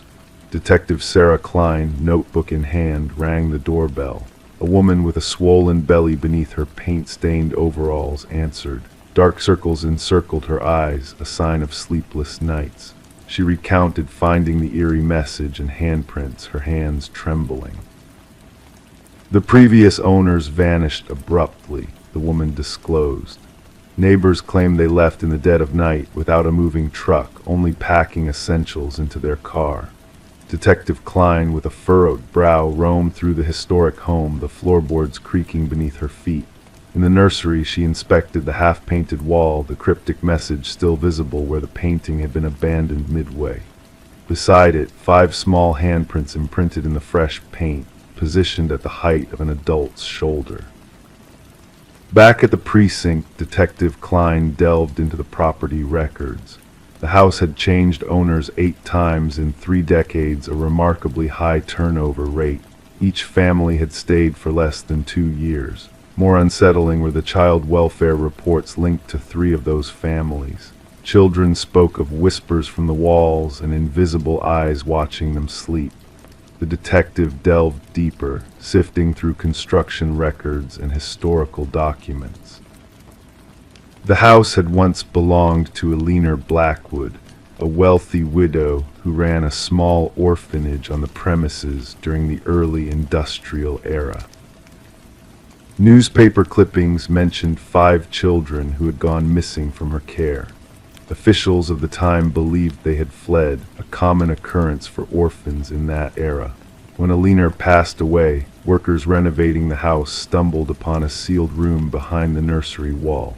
Inside, they found belongings of children, tiny shoes, toys, and clothes, but no bodies. The case turned cold, stashed away in dusty archives. Interviewing former residents, Detective Klein pieced together a chilling pattern. Each family with children recounted strange incidents, toys rearranged overnight, childish giggles echoing in empty corridors, and crayon drawings mysteriously appearing on walls. Most dismissed these events as figments of imagination until the unsettling message surfaced. The wording varied slightly between accounts. Don't let them find you. Don't make a sound. Don't let it hear you. Always the same handwriting, always revealed during nursery repaints. A forensic linguist analyzed the writing, confirming it matched Eleanor Blackwood's journals. More chilling were the handprints uniform in size and placement over decades, despite different children residing in the house. The investigation took a darker twist when the detective persuaded the current owners to permit ground-penetrating radar in the basement. The technician identified anomalies in the reading's 5 distinct shapes beneath the concrete floor, each resembling a child's size. Breaking through the concrete unveiled a macabre truth. 5 small sets of remains arranged in a circle. Forensic analysis indicated the children had perished during Eleanor's time in the house. Each child wore a pendant engraved with their name, the 5 orphans who had allegedly run away. Luminol was sprayed throughout the nursery. In the darkness, handprints glowed on every wall, hidden beneath layers of paint, invisible to the naked eye. Countless prints at various heights, as if the children had been trying to escape. Eleanor's journals, recovered from county archives, unveiled her twisted motives. She believed orphaned children possessed extraordinary spiritual energy. By confining them in the secret room, she aimed to exploit their life force to prolong her own existence. The children had etched their warnings on the wall with their nails and bits of metal, hoping future inhabitants would unveil their tragic destiny. The case concluded with a proper burial for the 5 victims, their names now acknowledged not as runaways but as murder victims. The house remained deserted, the expectant couple refusing to return even for their belongings. Detective Klein submitted her final report, enclosing images of the glowing handprints under luminol and the message beneath the paint. Justice had been served for the original victims, yet an inexplicable presence lingered in the house, reaching out through layers of paint and time. The nursery walls were dismantled during the cleanup, but workers reported hearing children's whispers emanating from the debris. None dared to return after their shifts. Ultimately condemned, the house became another unsolved case in a musty cabinet of physical resolution but spiritual queries left unanswered. The detective kept one photo from the case, 5 luminol handprints glowing in the dark, a haunting reminder that some crimes leave indelible marks that no fresh coat of paint can erase. Story 23, The Mystery of the Watcher in the Shadows. The dusty old box lay hidden beneath layers of forgotten belongings in the attic of the old house, a relic of times long past. Among the faded Polaroids of birthdays and celebrations, one photo stood out, shrouded in mystery. It depicted a family, not the current owners, seated in her living room, captured in a moment of joy. But behind them lurked a figure, a man in the hallway, his presence barely discernible in the dim light. Rebecca, the current occupant of the house, felt a shiver trace its way up her spine as she gazed at the unsettling image. Trembling slightly, she carried the photo downstairs, the creaking wooden steps echoing in the silence of the house that had always felt too vast, too hollow since she moved in. Placing the photo on the kitchen counter, Rebecca scrutinized it under the harsh glow of the fluorescent light. The uncanny resemblance of the setting to her own home was undeniable, yet the family in the picture remained strangers, frozen in time, unaware of the danger lurking just behind them. Enter Detective Morgan, a weathered investigator with eyes that missed nothing. With a methodical air, he studied the photograph, his gloved hand tracing its edges before questioning Rebecca about the previous owners, the Nelsons, who had sold her the house. As the investigation unfolded, a chilling pattern emerged. Families had come and gone from the house, each vanishing without a trace after exactly 1 year of residence. The Sutherlands, the most recent family in the photograph, had disappeared mysteriously, leaving behind no clues to their sudden departure. Forensic analysis of the photo revealed eerie details: the stillness of the subjects, the precise positioning suggesting a timer had been used. But the enigmatic figure in the hallway remained a haunting mystery, tall and shadowy, watching with an intensity that sent shivers down the spine. Delving into the house's dark history, Detective Morgan uncovered a trail of disappearances spanning decades. The original architect, the elusive Samuel Whitfield, had vanished under murky circumstances, leaving behind a legacy of unanswered questions and a house shrouded in secrets. Beneath the basement floor, a grim discovery awaited: a macabre collection of perfectly preserved bodies, each belonging to a family that had called the house their home. Among the belongings, a camera identical to the one used to capture the haunting Polaroid in the attic. As the investigation reached a fever pitch, a hidden crawlspace in the attic revealed a chilling truth: a journal filled with meticulous observations of the families, a sinister plan unfolding with each new occupant. The final entry, a foreboding message hinting at an ominous fate for Rebecca. Fleeing to a hotel under police protection, Rebecca found no respite as the specter of the watcher in the shadows haunted her every moment. A mysterious phone call in the dead of night, the mechanical click of a Polaroid camera capturing her fear, signaling that the darkness that had consumed so many others was now closing in on her. The house, now a crime scene, stood silent and foreboding, its secrets locked within its walls. The elusive Samuel Whitfield remained a ghostly enigma, his true identity lost to time. And as new families moved into new homes, a chilling certainty lingered that somewhere in the shadows, a watcher awaited, ready to strike again. The investigation continued, the truth remaining just out of reach, a mystery that refused to be solved. And as night fell on the empty house, the darkness whispered of secrets yet uncovered, of a presence that watched from the shadows, unseen and unrelenting. Story 24. In the heart of the city there stood a quaint coffee shop that had become a sanctuary for a mysterious man known only as John Doe.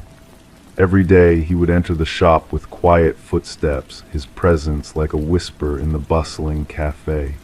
The barista recognized his face, but his true identity remained a secret, hidden behind a veil of solitude.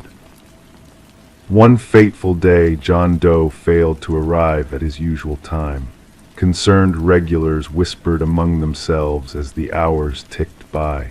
It was when the police investigated his usual spot that the enigma of his existence deepened. Left behind on the table was a wallet, a silent witness to his sudden disappearance. Inside the wallet, a driver's license bore a photo of a man with no name, no address, just an empty void where his identity should have been. Security footage revealed the inexplicable truth. John had entered the coffee shop, taken his seat, but had never emerged. Detective Sarah Mercer found herself drawn into the enigmatic case, her curiosity piqued by the unsettling mystery. She scrutinized the security footage, searching for any clue that might unravel the enigma of John Doe's vanishing act. The footage depicted the ordinary routine of John's visit: his black coffee, his secluded corner table, his contemplative gaze out the window. Yet the pivotal moment when he rose from his seat and walked towards the restroom corridor unveiled the inexplicable. He simply vanished into thin air, leaving behind a perplexing void. As Mercer delved deeper into the investigation, she encountered a series of baffling anomalies. The wallet held no personal information, only cryptic symbols and blank spaces where details should have resided. Credit cards with phantom numbers, cash neatly organized, and a solitary business card bearing a cryptic phone number, all pieces of a puzzle with no clear solution. The barista, a witness to John's silent presence over the years, offered sparse insights into the enigmatic man. His reserved demeanor, his solitary habits, his penchant for scribbling in a mysterious notebook all added layers to the enigma surrounding his existence. The notebook itself, a cryptic collection of coded text and enigmatic sketches, confounded even the most seasoned cryptographers. Architectural designs of unknown structures, cryptic passages hinting at unseen realms, all whispered of a world beyond the mundane. As Mercer combed through the evidence, a peculiar detail caught her attention: the flickering time stamp on the security footage whenever John entered the shop. An anomaly dismissed as a glitch by the tech specialist, but a thread that tugged at Mercer's intuition. Returning to the coffee shop, Mercer's gaze fell upon an ancient mirror hanging between the entrance and the restroom corridor. Intricately carved with arcane symbols reminiscent of those in John's notebook, the mirror beckoned with a silent invitation.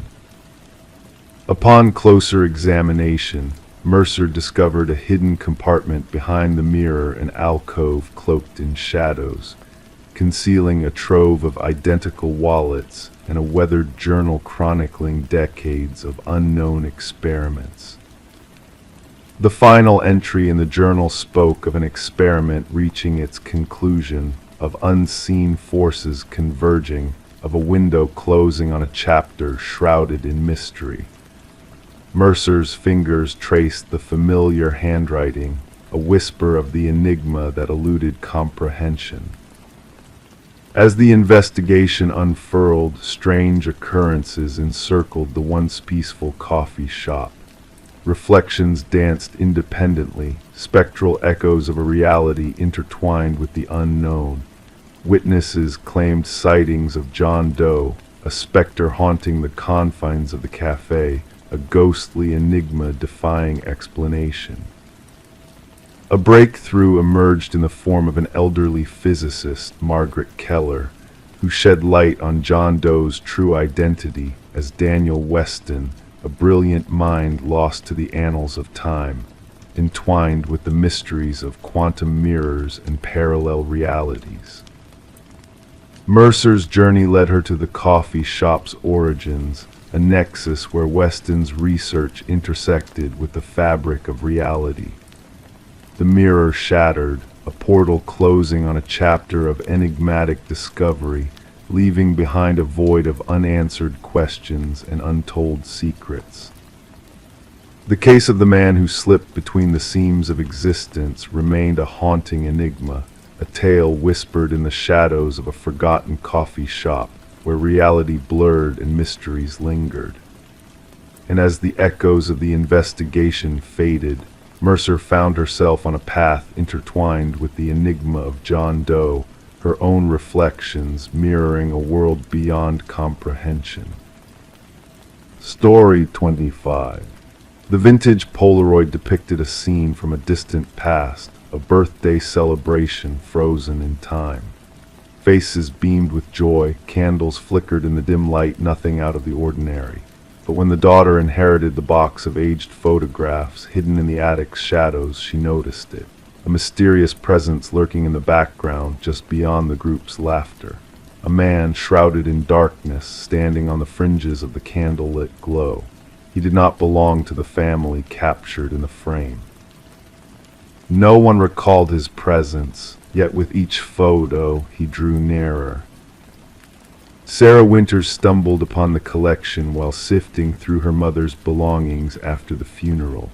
A plain cardboard box labeled Memories held a treasure trove of nostalgia, documenting gatherings and milestones from her childhood. What should have brought solace and fond remembrance soon became the catalyst for a haunting revelation. In the initial photo, he was a mere shadow, a spectral figure on the outskirts of her 7th birthday party. By the following snapshot, he had infiltrated the gathering, his presence ominous yet unnoticed. In subsequent images, he crept closer, a phantom interloper looming behind unsuspecting family members. Disturbed and unsettled, Sarah reached out to her father, her voice quivering as she described the enigmatic figure in the background of every picture. "Dad, who is this man that appears in all these photos?" A stunned silence hung in the air before her father's solemn response. "What man? There shouldn't be anyone other than family." Desperate for answers, Sarah captured digital images of the Polaroids and shared them with her father. His shocked call back confirmed her worst fears. "It's impossible. We would have noticed a stranger in our midst." Detective Marcus Reed, a seasoned investigator, listened attentively as Sarah laid out the haunting evidence on his desk in the precinct.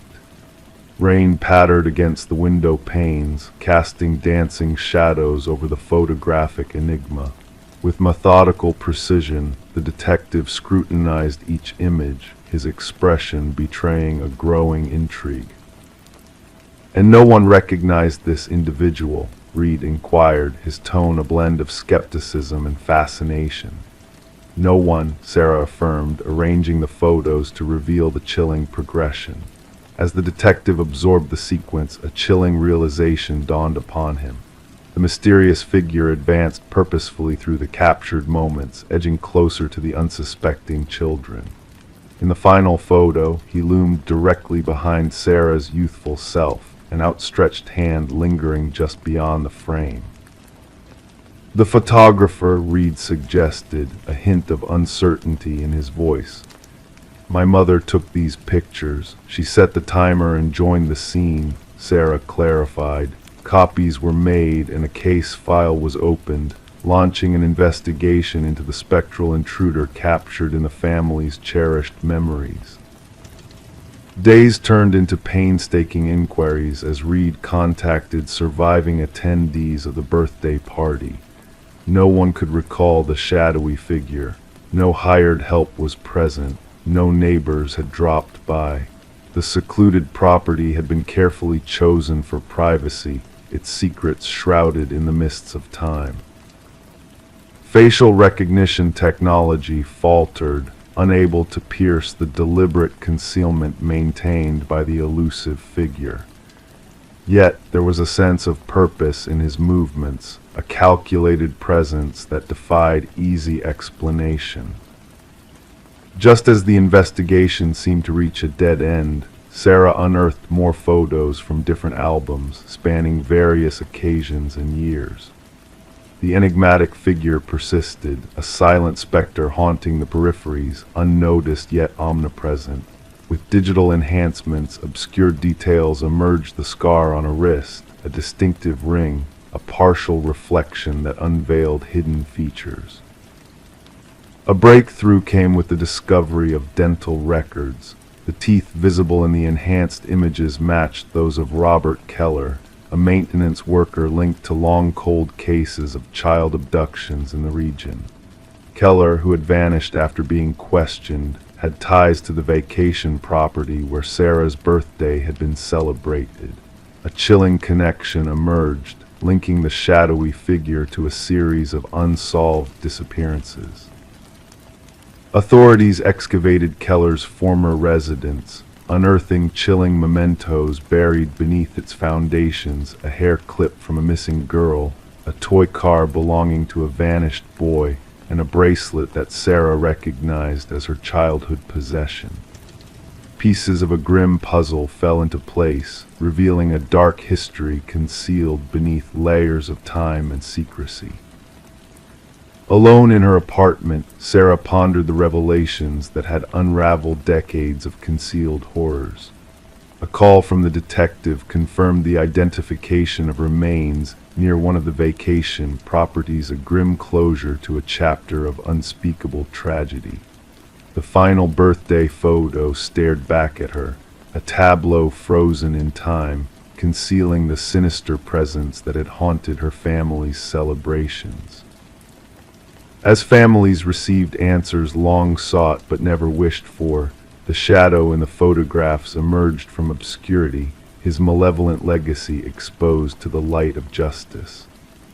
The unseen threat, captured in fleeting moments of joy, had finally been unmasked, a specter of darkness traversing through the tapestry of memories, leaving behind a trail of unspeakable sorrow. Gathering the photos, Sarah returned them to their box, now transformed into evidence of a macabre truth. In the stillness of the room, she contemplated the lingering echoes of the past, a cautionary tale of hidden figures who tread unseen through the corridors of memory, their presence a chilling reminder of the shadows that dwell within the recesses of time. Story 26, The Curious Mask. In the quiet twilight of a closing costume shop, where shadows danced among forgotten treasures, a woman's hand reached out to touch a mask long abandoned on a dusty shelf. Its delicate features held a lifelike quality that stirred both fascination and unease within her soul. As she placed it on the worn counter, the cashier hesitated, his voice barely a whisper, "That's not ours." Puzzled, she turned the mask in her hands, searching for a tag that was not there. With a shrug, she decided to bring it home, drawn to its mysterious allure. That night, as the world slumbered in peaceful ignorance, a soft sound stirred her from dreams, a whisper like fabric shifting in the night. Her eyes fluttered open to behold a sight that chilled her to the core. The mask, once perched on the dresser, now sat upon her nightstand, its gaze fixed upon her, a silent sentinel in the darkness. This woman, known as Catherine Reed, would soon become a tragic enigma, a mystery that would echo through the annals of time. It was her neighbor who stumbled upon the scene, a borrowed book in hand, only to find the front door ajar, inviting the morning light to spill into the somber abode. Within the confines of that once serene space, Catherine lay motionless on the cold bedroom floor, the mask nowhere to be seen. Detective Morgan arrived, a figure of authority in a realm of shadows and unanswered questions. The shutter clicks of forensics cameras provided a haunting rhythm to the hushed voices that lingered in the air. No signs of forced entry, no obvious clues to unravel the enigma that surrounded Catherine's untimely demise. As the detective's keen eyes swept over the room, every detail became a piece of the puzzle, a fragment of a life now extinguished. An open drawer, a lipstick-stained water glass, mundane yet pregnant with significance in the absence of the woman who would never draw breath again. The medical examiner, a harbinger of grim truths, bent over Catherine's still form, his expression grave as he murmured, "Cause of death unclear at first glance. No visible wounds, no signs of struggle." He gestured to her frozen visage, etched with a terror that defied explanation. A life once defined by the appraisal of art now lay shrouded in mystery, as colleagues spoke of Catherine's discerning eye, her ability to unveil the truth hidden within the strokes of a painter's brush. Could this same keen perception have led her down a path fraught with darkness and dread?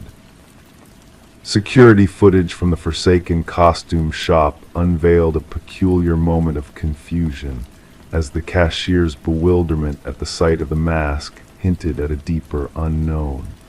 The owner's denial only added layers to a narrative veiled in shadows and half-truths.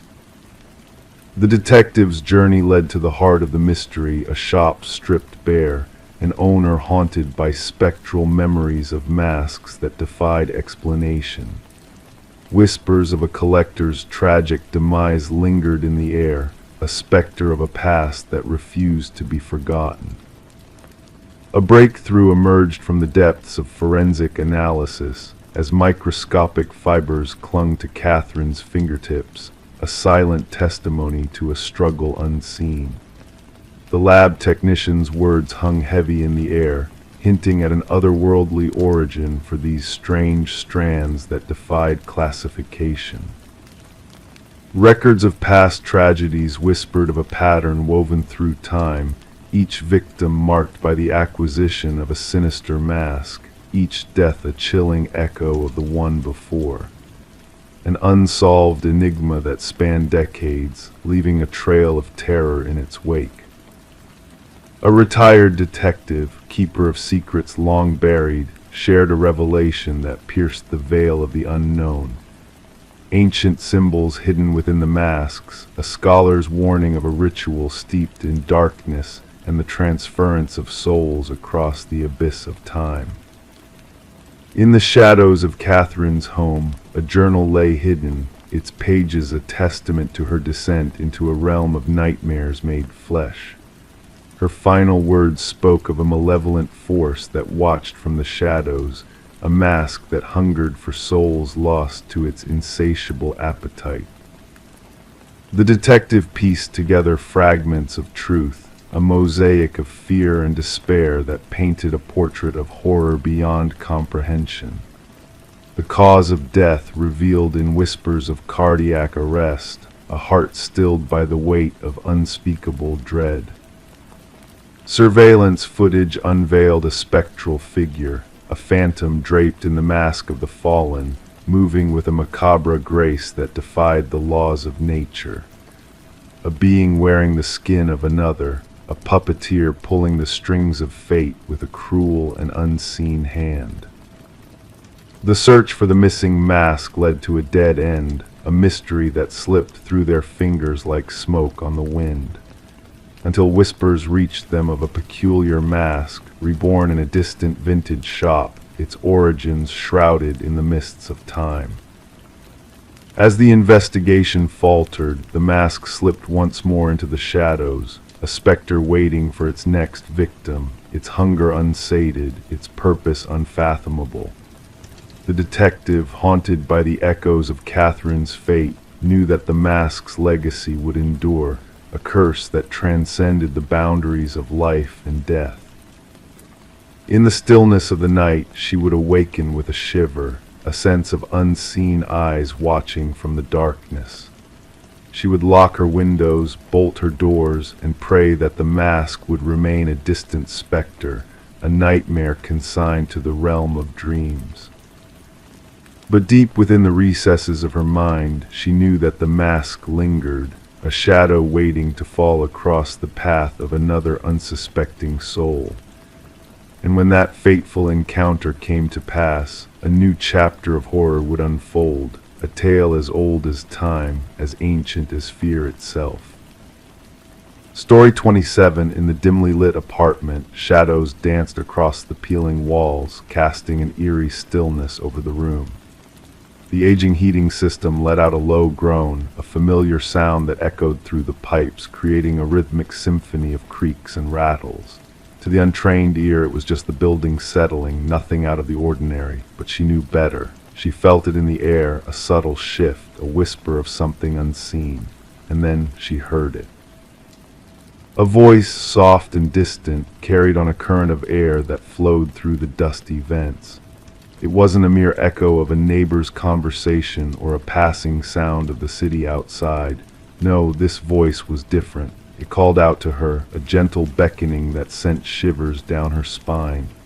Pressing her ear against the cold metal grate, she strained to listen, her heart quickening with each word that reached her. "I know you can hear me," the voice whispered, a ghostly murmur that seemed to dance on the edge of reality.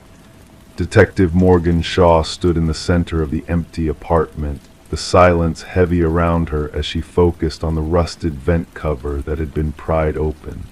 The forensics team moved with precision, their cameras capturing every detail of the scene. Alina Reeves, the missing woman whose fate had led them here, had vanished without a trace until the telltale scent had finally alerted the building manager. The discovery inside the ventilation system was beyond comprehension, a puzzle with pieces that refused to fit neatly together. Officer Patel recited the details from his notepad, recounting Alina's claims of hearing voices, her growing paranoia dismissed as mere quirks of an old building. But Shaw knew better as she knelt by the vent, tracing the frantic scratch marks left by desperate hands, the metal bearing witness to a struggle that had unfolded in silence. Alina, a kind-hearted teacher with a penchant for nurturing life in her small apartment, had fallen prey to a darkness that lurked within the very walls that surrounded her. Her fears, dismissed as figments of an overactive imagination, now whispered a chilling truth.